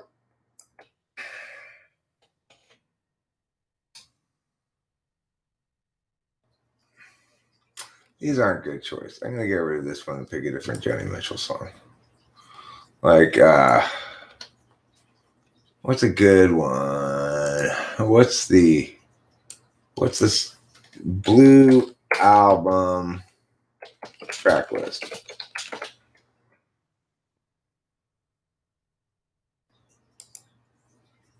The last time I saw Richard, this is good. They're so complicated. The last time I saw Richard was Detroit in '68, and he told me all romantics meet the same fate someday. Cynical and drunk and boring someone in some dark cafe. You laugh, he said. You think you're immune. Go look at your eyes. They're full of moon. You're like roses and kisses and pretty men to tell you all those pretty lies. That's good. That's a perfect one. Yeah, Joni Mitchell. This is a Richard. Okay? Keep fucking all these vagrants. You're going to get BD. That's the message of the song, basically. In a nutshell. If I were going to nutshell it. Would you like to see my nutshell? I keep it in my pants. Okay, so I've got this many. How many is this many? Let's find out. I've got your uno, your dos, your tres, your cuatro, your cinco, your seis. 6 top 6 all-time INFP songs. Should they be in this order, though? Probably not.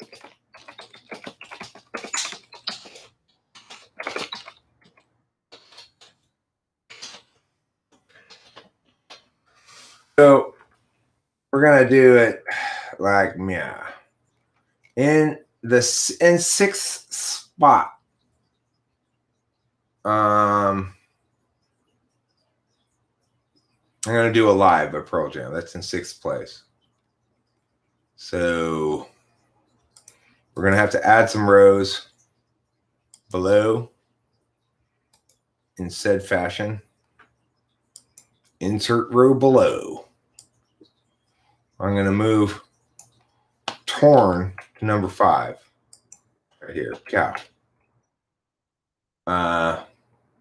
We're gonna put Blank Page by the Smashing Pumpkins, number 4.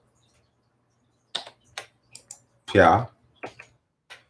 We're gonna put Joni Mitchell number 3, fine. Smith number 2, and Creep number 1. I think that's appropriate. We're gonna delete this row right here with the Piao. We're going to put the row below here with the Piao. We're going to get this with the Piao and the Control X to cut it. And then we're going to put it in the Piao as per Piao. Now, I get rid of this row. Delete row. Next, we're going to add a column. Add a column left. Rank. So 6th place.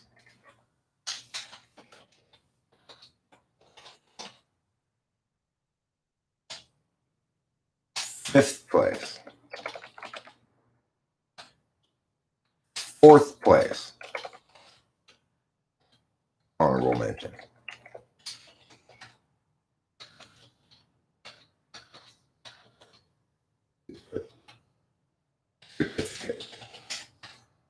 Get a piece of paper. That's the award for that one. Not a real trophy, but you know, it's better than nothing. Third place is blank. Why? I thought I got rid of this blank one. God. Third place. Bronze. Second place.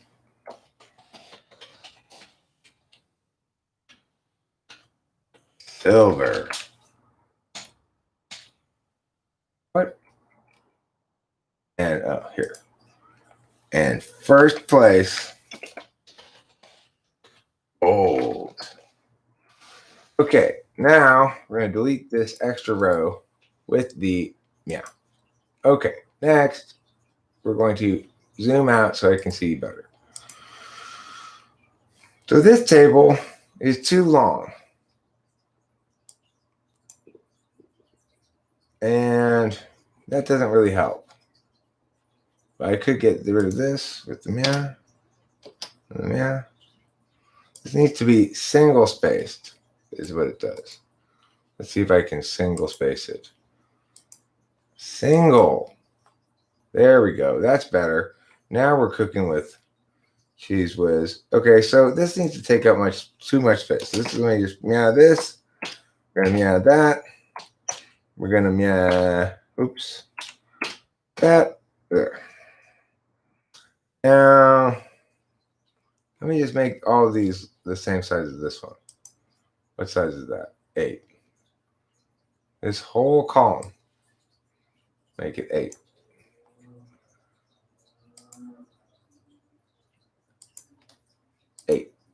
There. Now it fits just fine. Okay.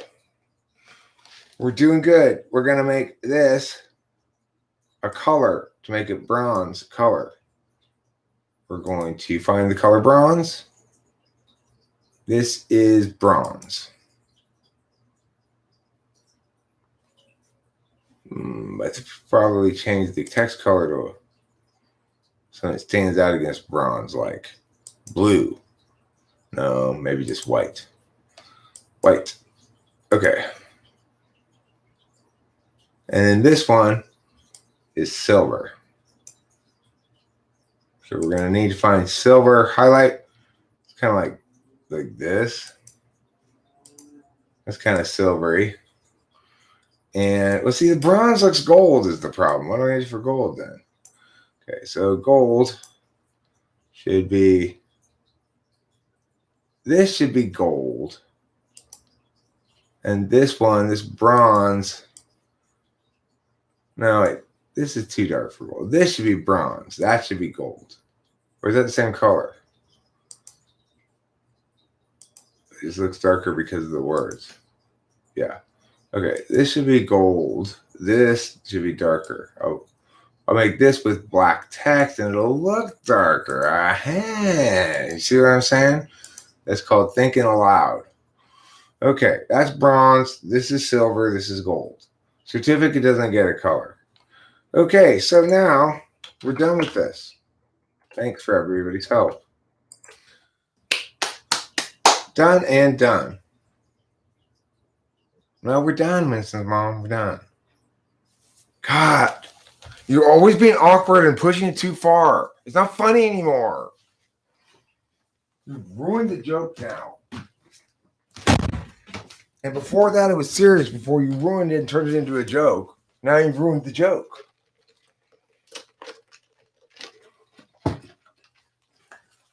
Was that an FI playlist? That's top 6 INFP songs of all time. Here, I'll make the video for it right now while we're here in the live stream.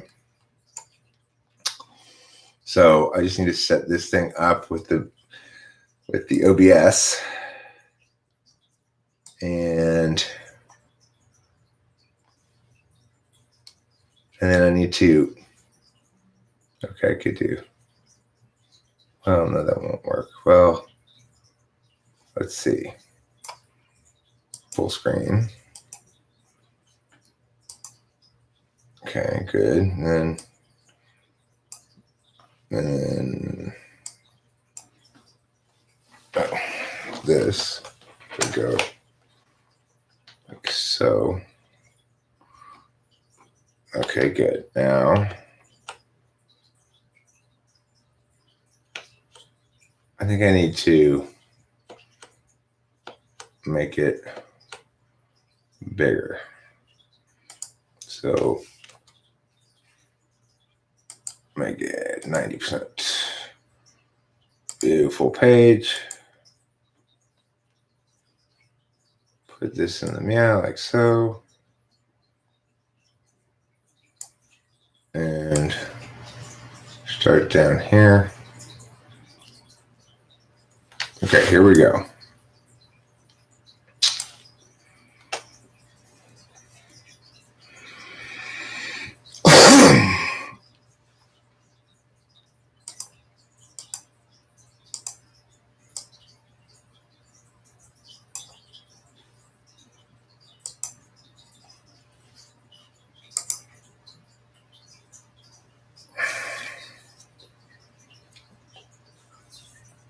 Mic check.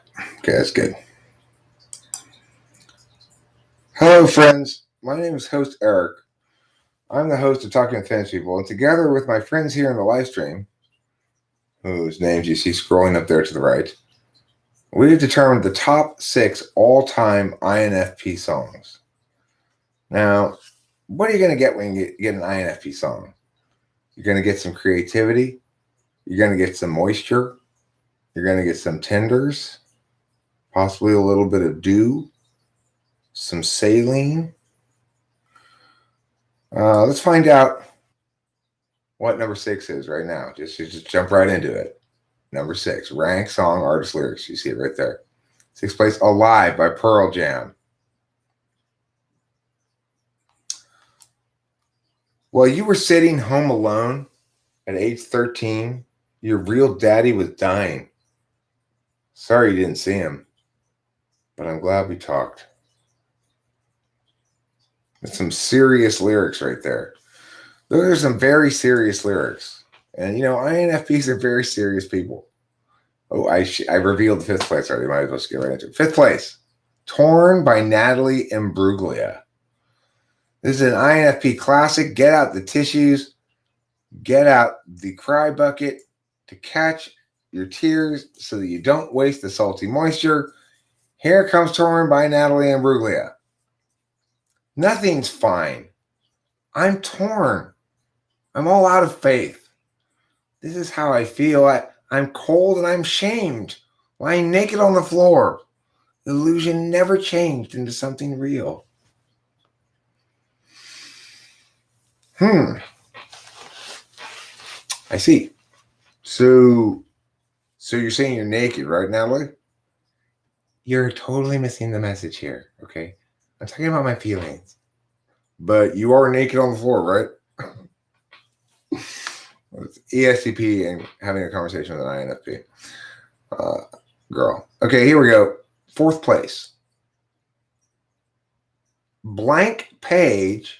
This gets a certificate of recognition, by the immortal Billy Corgan of Smashing Pumpkins, who enigmatically, poetically, beautifully notes, I catch the rainfall through the leaking roof that you had left behind. You remind me of that leak in my soul. If you've ever had a leaking soul, you know it will stain your driveway. So you want to get that fixed right away. It's really hard to get out. You might have to resurface it, and that can be expensive. Just a little TE advice for all the Smashing Pumpkin fans out there. Now, we're into the exciting part. Drum roll, please. The bronze medal winner. Third place. Let's find out what it is. You can see his color is bronze. River by Joni Mitchell. Now, this is some classic INFP move here. She really squeezes in a lot more lyrics into the little bit of music here than she should. The last time I saw Richard was Detroit in '68, and he told me all romantics meet the same fate someday. Cynical and drunk and boring someone in some dark cafe. You laugh, he said. You think you're immune? Go look at your eyes. They're full of moons. You like roses and kisses and pretty men to tell you all those pretty lies. Wait, those are song lyrics? Yep. Yeah. It goes like this. The last time I saw Richard was Detroit in '68, and he said, all romantics meet the same fate someday. Cynical and drunk and boring someone in some dark cafe or something like that. Maybe that's the wrong song I'm singing. I think I might be singing. I'm singing River. My bad. But anyway, it's an INFP song. Second place. You know them, you love them. He is the quintessential INFP. He is the spokesman of INFP Gay Male International Club. He is Britain's own Sir Morrissey of the Smiths, who has written a number of great lyrics, many of them not very INFP-ish, but this one is beautifully INFP-ish. I was happy in the haze of a drunken hour, but heaven knows I'm miserable now. I was looking for a job, then I found a job, and heaven knows I'm miserable now in my life. Why do I give valuable time to people who don't care if I live or if I die?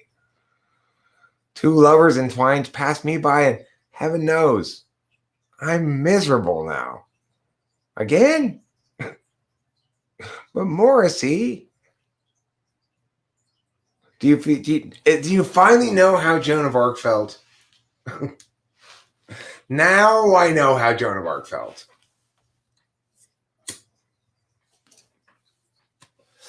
Inspired by the The Murderous Mission of the Christian Crusades. First place. Hey, Joan of Arc didn't occur during the Crusades, Eric. I think she did, didn't she? If not, she still embodied their values. It's fine. Creep by Radiohead, of course. You can't beat that. That's the quintessential INFP song. You float like a feather in a beautiful world. I wish I were special. You're so fucking special. But I'm a creep. I'm a weirdo. What the hell am I doing here? I don't belong here.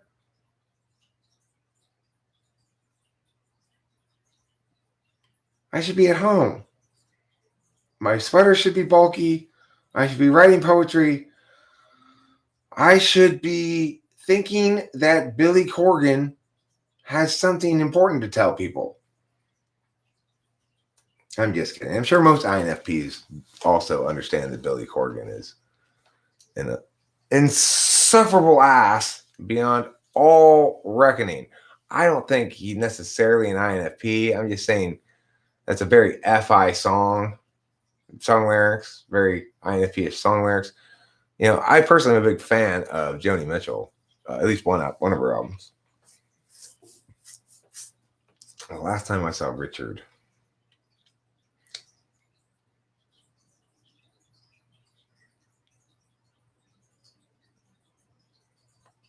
Anyway, that's it. If you disagree, I'm sure you'll tell me in the comments. You usually do. If you agree, fantastic. If you disagree, fantastic too. But if you disagree,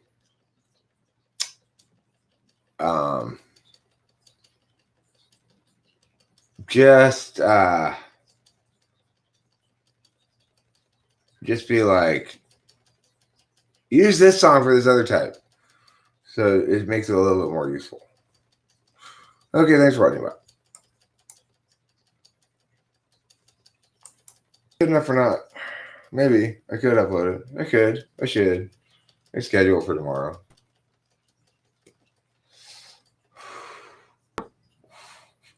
The Sound of Me Farting, #1, first place gold, INFP song. Who do you think has good song lyrics? I want to get everybody's opinion. Give me an example of an artist that you think has good song lyrics.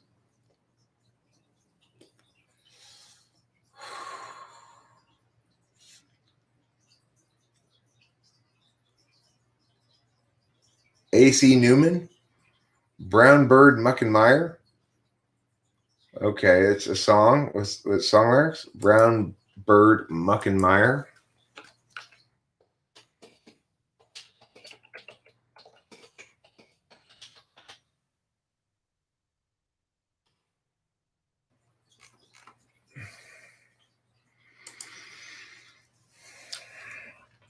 I must drag my body through the muck and mire, gather branches for his funeral pyre, twigs I would rather twist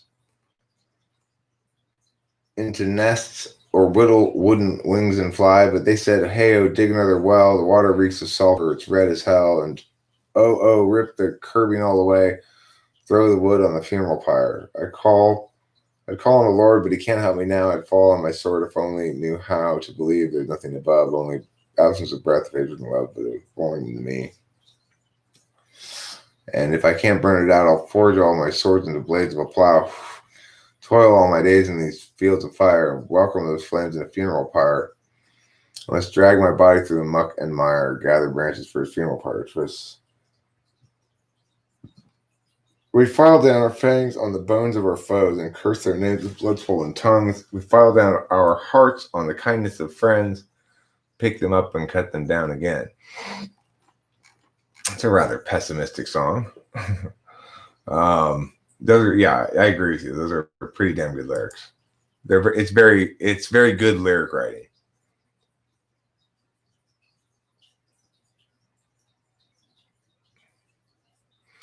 Other suggestions for good lyric writers? I heard, you think John Lennon? What do you think is an example of good John Lennon lyrics? I'm not sure. I haven't really thought about that. I don't think of the Beatles as necessarily having good lyrics. A.C. Newman. Give me a song that he wrote that you think is good lyrics. I've never even heard of him before. It sounds like a cross between AC/DC and Randy Newman.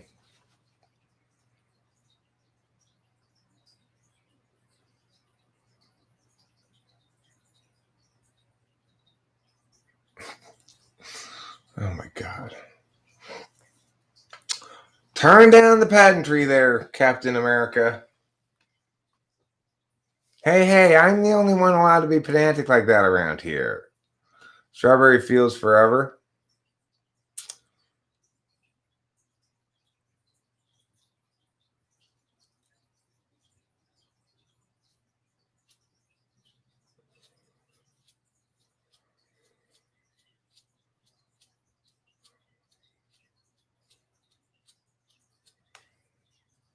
Tom Waits.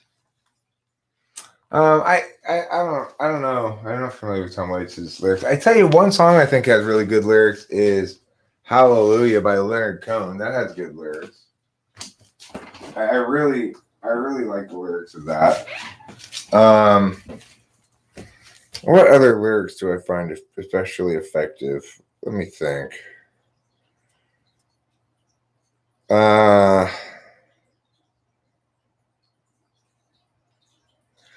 I think Saint Motel does a good job with lyrics. They do a good sort of careful INFJ style job with lyrics. Saint Motel does.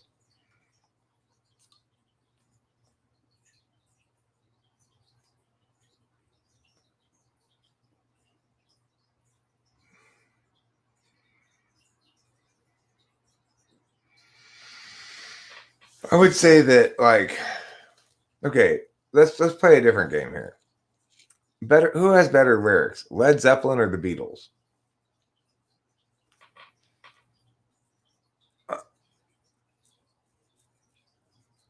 I'm gonna vote Beatles. I think the Led Zeppelin generally has kind of silly lyrics. Tie? I'm gonna go with Beatles. I think Beatles is the NI answer. I think Zeppelin's the NE answer.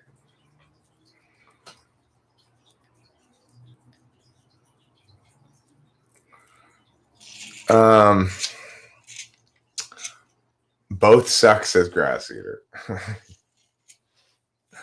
Like, Led Zeppelin's lyrics were either like, woman, baby, child, girl, I'm gonna rock you all night long, or they were like, elves were dancing through the magical lands of your like the kind of lyrics, which were terrible.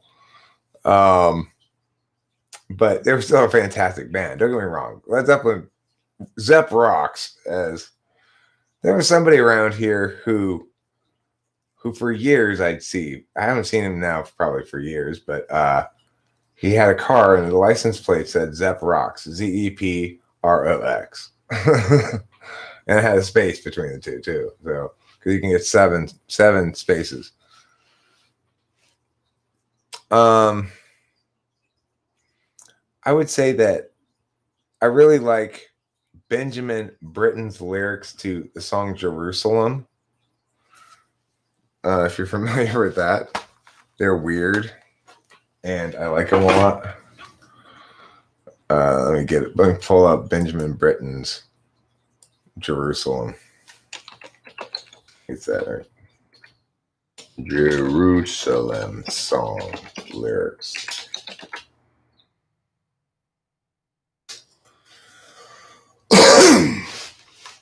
I render you this from my boys' choir days. We sang this song in choir, sang it at weddings and such for performances. And I here render it, and presumably I'll register to lower than I did as a soprano 9-year-old. But here we go.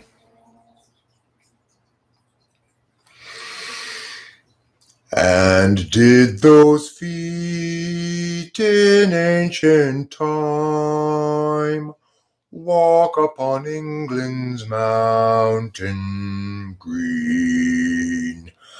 And was the holy Lamb of God on England's pleasant pastures seen, and did the countenance divine shine forth upon our clouded hills, and was Jerusalem builded here among those dark satanic mills. Bring me my bow of burning gold. Bring me my arrows of desire. Bring me my spear, O clouds unfold. Bring me my chariot of fire.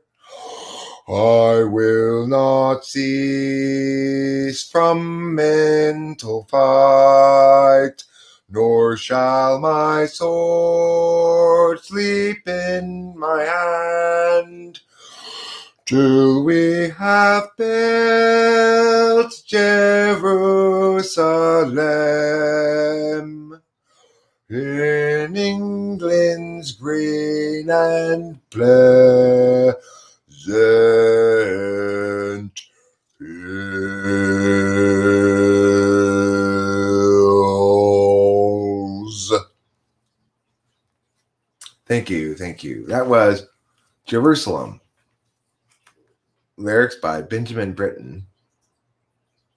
Or maybe the song by Benjamin Britten. I'm not sure which. One of them, I think, is by Benjamin Britten. Thank you.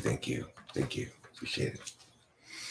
You know, I like the song. I like the lyrics too. Well, first of all, I like a lot of Billy Joel lyrics. I think Billy Joel does a great job of like writing lyrics that go with the song.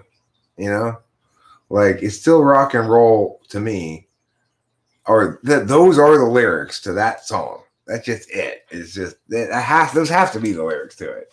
It's so NI, you know.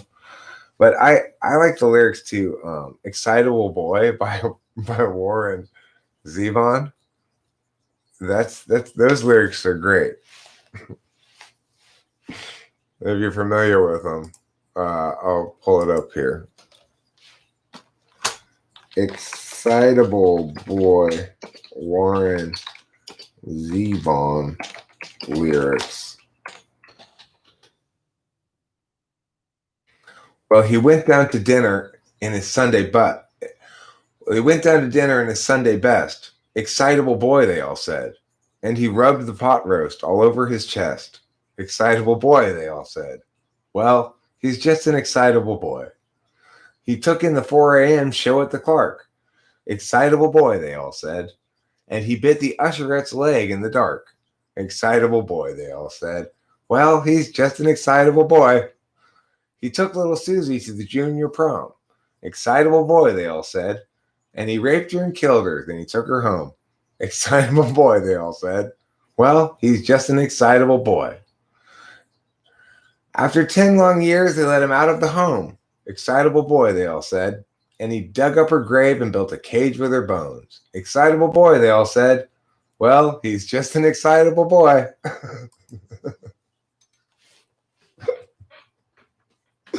Those are some hilarious lyrics. What? And the thing is, it's such a cheery song. The tune of it is so cheerful too. Well, he went down to dinner in his Sunday best. Excitable boy, they all said. And he rubbed the pot roast all over his chest. Excitable boy, they all said. Well, he's just an excitable boy. Yeah, he took in the 4 a.m. show at the Clark. Excitable boy, they all said. And he bit the usherette's leg in the dark. Excitable boy, they all said. Well, he's just an excitable boy. If you haven't heard it, it's worth listening to. It's a piano song. It's by the same guy who wrote Werewolves in London. Werewolves of London.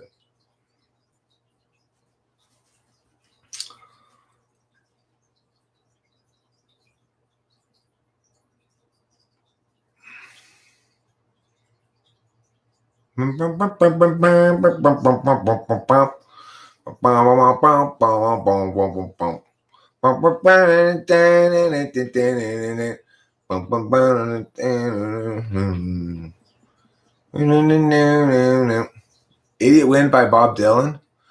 I don't like Bob Dylan as a general matter of course, but I'm willing to be proved wrong that anybody can catch lightning in a bottle at any given time, so you never know.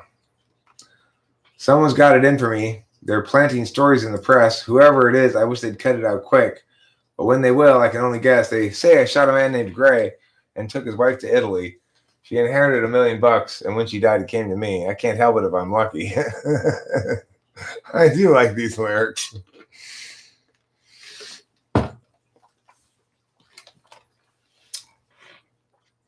I like some Steely Dan lyrics. What's a very ENTP song?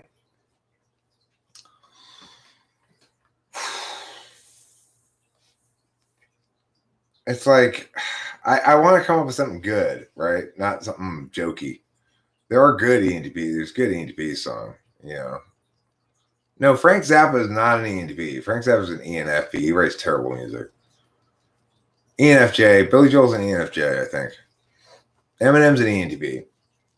But I'm trying to think of a song, not a rap song.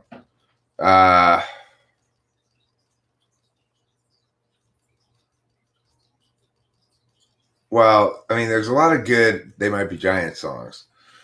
I would point to maybe It's the End of the Tour by They Might Be Giants as an example of ENTP doing good songwriting. Well, I'm trying specifically to think about songwriting, No, he's clearly an ENFP because he so values extroverted intuition at the expense of extroverted feeling.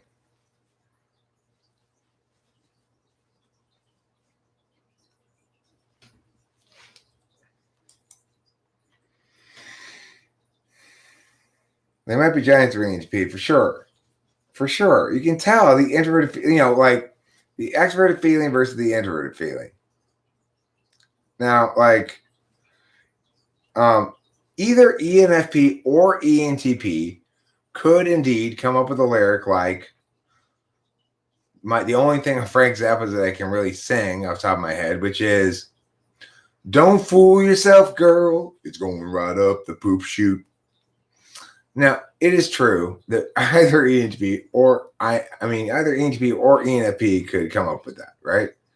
But it's just the self-indulgence of Frank Zappa. ENTPs are too effy considerate to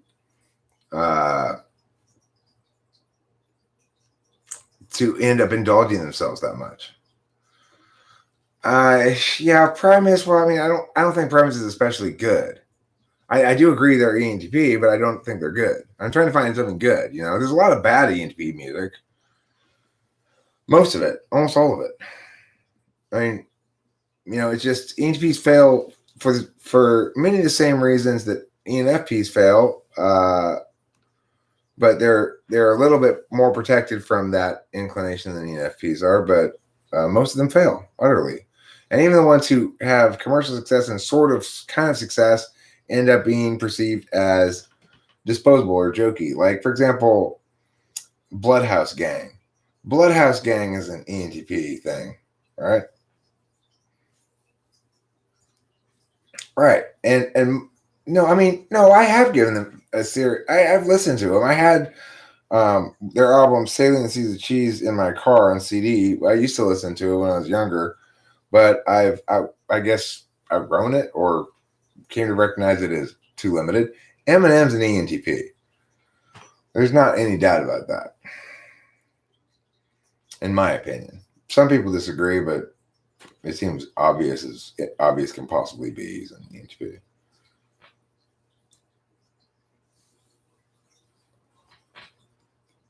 Okay, so Ethan McDonald, I want to nix this line of reasoning for you right now.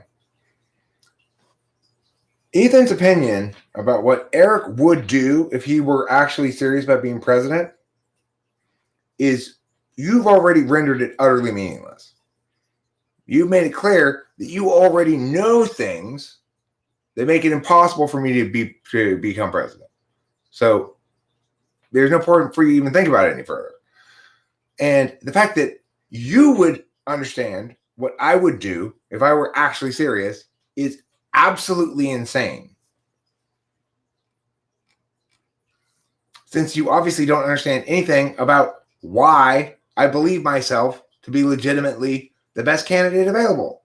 You think it's arrogance, hubris, narcissism. You ignore what I say, my good reasons for believing what I believe, my good motivations. You challenge the legitimacy of it in the end by saying, well, if he were actually serious, he'd do it your way? I mean, you don't believe in me at all. Why would I do it your way? Your way is stupid.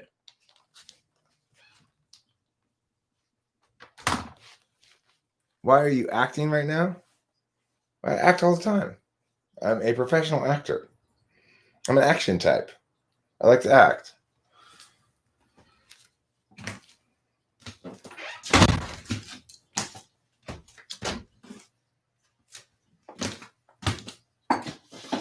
It's what happens when you are bipolar. You just have a bunch of FE displays as means of communication, not as expressions of emotions necessarily. You're not engaging me about it. You are shitting on the notion. There's a difference, Ethan McDonald.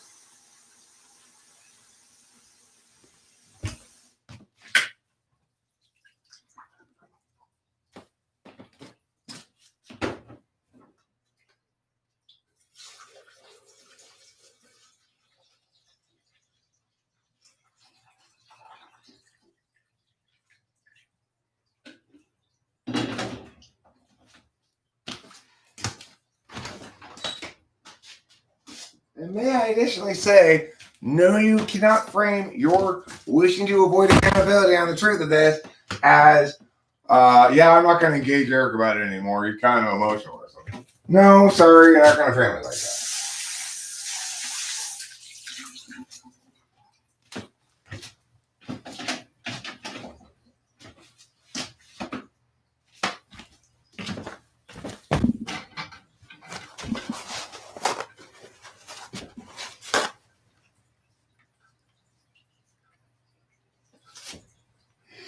I mean, awake, I think I have good reason to assert that. I think if you review the chat, you'd agree with me. I don't want to make the argument. I'm making the claim. I agree. I haven't substantiated it. I could, but it would require me to review the chat, give a lot of examples. I don't feel like doing it at the moment. You can review the chat, and I think you'll come to the same conclusion.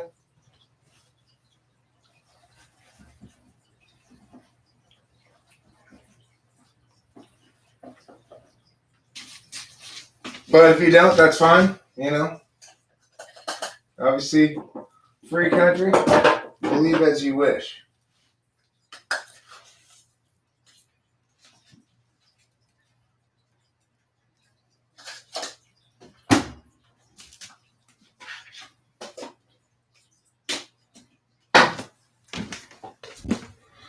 Oh, wonder kitty. What an impossible beauty. Oh, what an impossible beauty. I love you with my emotional heart. Look at this beauty. Look at this beauty. And the love that I feel in my heart for you is a love for a special kitty friend. Why do you leave me? Why do you leave me when I sing to you? Kitty, and then she wants to go outside. She's like, okay, fuck off then. I was just singing you a love song, Kitty. Why are you like that? Why is Kitty so mean to me? You know? Looks like your kitty, you must have a very attractive kitty, RC. Because I don't know if you're aware of this, but my kitty is an eternal and all-time mega kitty pageant winner.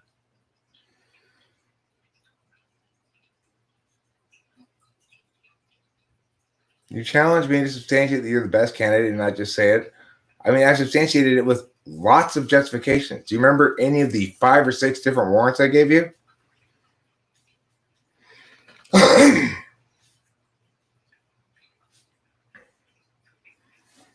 That's not true. Pussy doesn't leave when you show them love. Just kitty cats do. Did her leg heal? Interesting. Interesting question. Whose leg is injured?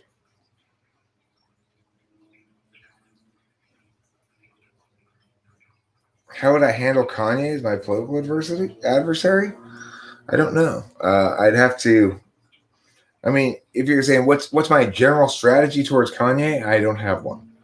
If you want to give me some more precise scenario, I could possibly tell you what I'd do.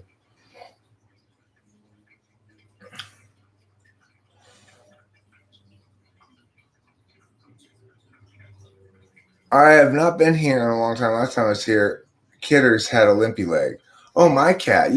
My cat's fine. She had her paw bitten by probably a possum, possibly a raccoon, and it got all infected and swollen up. And then we took her to the doctor, and they cleaned it up, and they wrapped a bandage around her that had a bunch of infection killing stuff in it. And my approach is to express my positions and respond to what he says.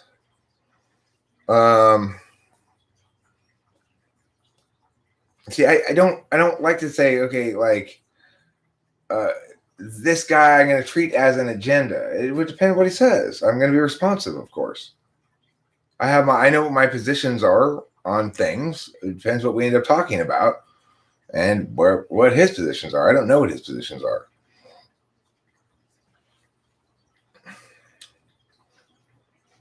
I don't really take him seriously as a candidate, you know.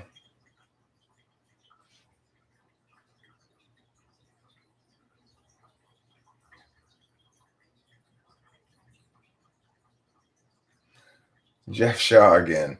Eric, you are reaching. I am in control of the wheel, my friend. You are not presidential material. Will you give up the idea and expand on better pursuits? You are my biggest fan. He will not respond. I can't believe that you drove this car to timing yourself out. Why would you do that? Who knew that I couldn't trust you with the wheel? Jeff Shaw, if you're going to randomly time people out when you're in charge, I'm not going to let you be in charge anymore.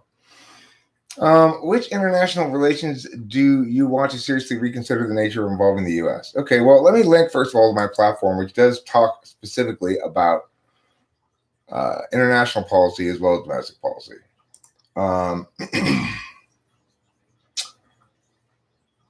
And I'll sort of go over the outline.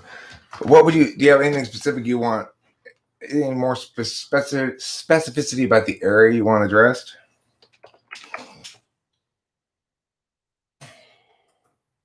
Here's a link to the platform. Unfinished, but substantial still in its current form. And one of the things I need to do before the inauguration is finish this platform. I want to, take sort of manageable steps and see how things evolve. Here's the platform, Middle East or China. Okay, so my concern regarding China is Taiwan and Hong Kong. I stand strongly behind Taiwan and Hong Kong. So it's one of those things where I want to change the way that the discourse is happening about that thing. In the status quo, America is bowing to China's insistence that we consider Taiwan part of China in certain legal capacities and refer to it as such in certain official engagements. I want to change that discourse. I want to change it such that China needs to the burden is on China to justify successfully their takeover of Taiwan and Hong Kong. Now, Hong Kong, they've got a better argument because the British made a deal with them. Of course, neither the British nor the Chinese get to buy and sell Hong Kong. So it's bullshit either way, but I stand with both the free and civil societies of Taiwan and Hong Kong against the encroachment of China. That doesn't mean I want to initiate any sort of war with China, but it may mean that I am interested in stationing U.S. military there. You know, Saudi Arabia and the U.S. involvement in the war on Yemen. I want no U.S. military involvement in the Middle East at all. I want to pull all the drones. I want to pull any remaining troops as best we can. We may have to leave some skeleton forces in a couple of places for diplomatic purposes or something. But I certainly don't want the U.S. to be responsible for any more deaths internationally, period, frankly, at all. I can't, well, except when, I mean, there are occasional circumstances where we might have to use military force to respond to something that's a direct aggression against the United States. But by and large, the United States should not be on any sort of regular basis, as a matter of course, causing international deaths, which we currently are. Whatever you want to call it, whether you want to call it war on terror, murder, international street justice, or whatever you want to call it, it's bullshit.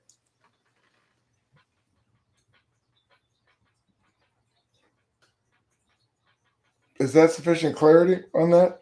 As far as the U.S. involvement in the war on Yemen, I suspect that we have a limited amount of active involvement, but we probably have funnel weapons to one or both sides currently. I need to, there's certain things in order to parse out what I would do precisely about it. I need to see the classified information about it.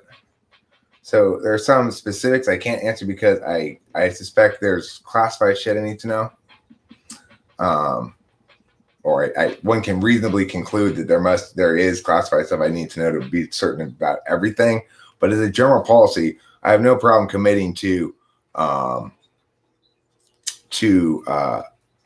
making our fundamental policy that we don't kill people internationally. Drone strikes are not legal in any sense of the word. The war on terror is not a war, so there's no justification. The things we are killing are not enemy combatants; they are international criminals. If we want to have a policy of summary execution of international criminals, then it should at least have some facade of a legal international process, since it's international, right? It's not like we're killing people on our own soil. When we assassinated that Iranian general, that's the kind of shit I'm talking about. The United States has no moral high ground left to argue from when they go around assassinating Iranian generals.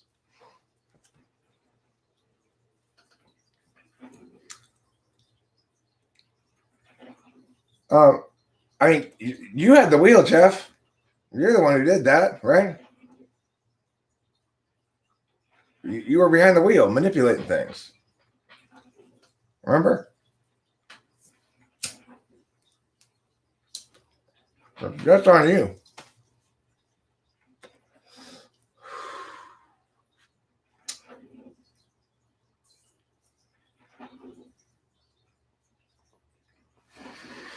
Then I know the vein in my spleen is called my splenic vein. No, but it does make sense. It's not an irrational name. It's a name that seems to follow logically from circumstance.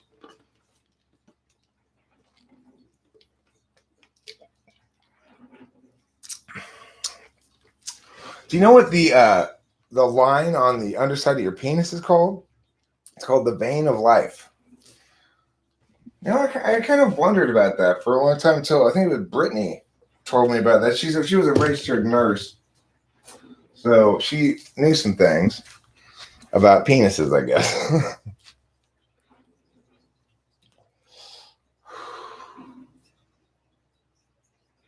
The vein of life.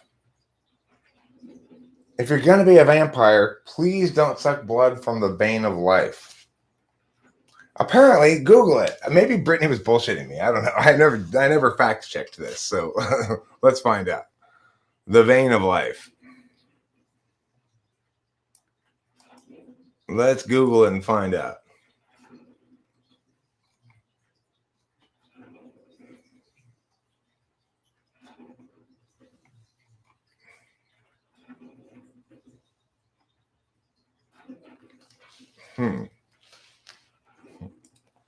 All right, well, I'm just going to Google, what's that line on your penis called?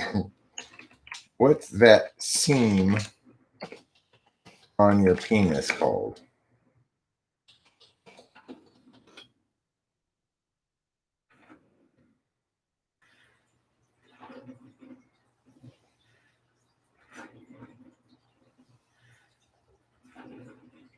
It's called the penile raphe, a line in the body where two halves develop before birth and fuse together.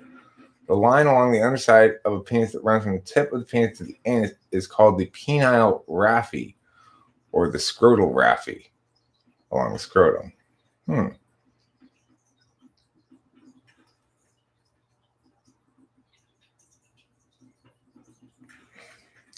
Is there a common name for it?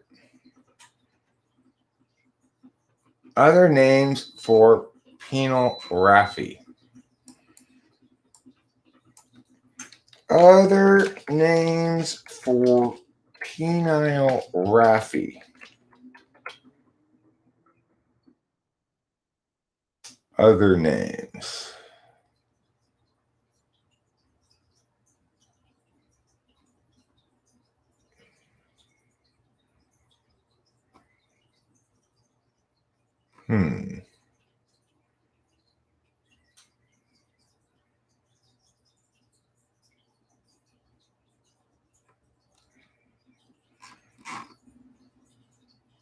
Common names.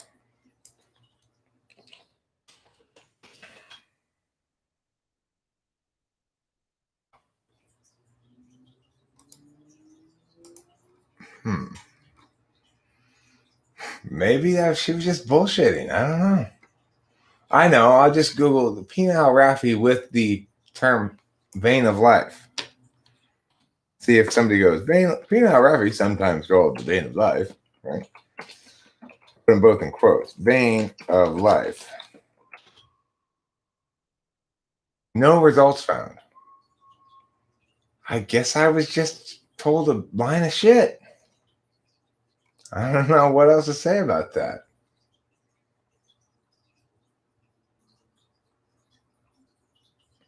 What a weird,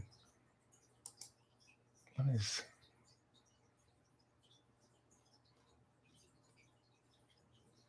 I don't know what that is. Okay.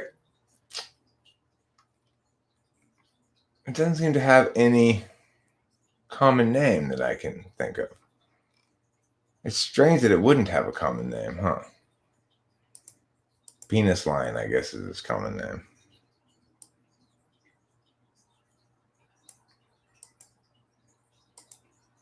Okay, well, I think I'm about ready to wrap this stream up. My penile raphe is tired.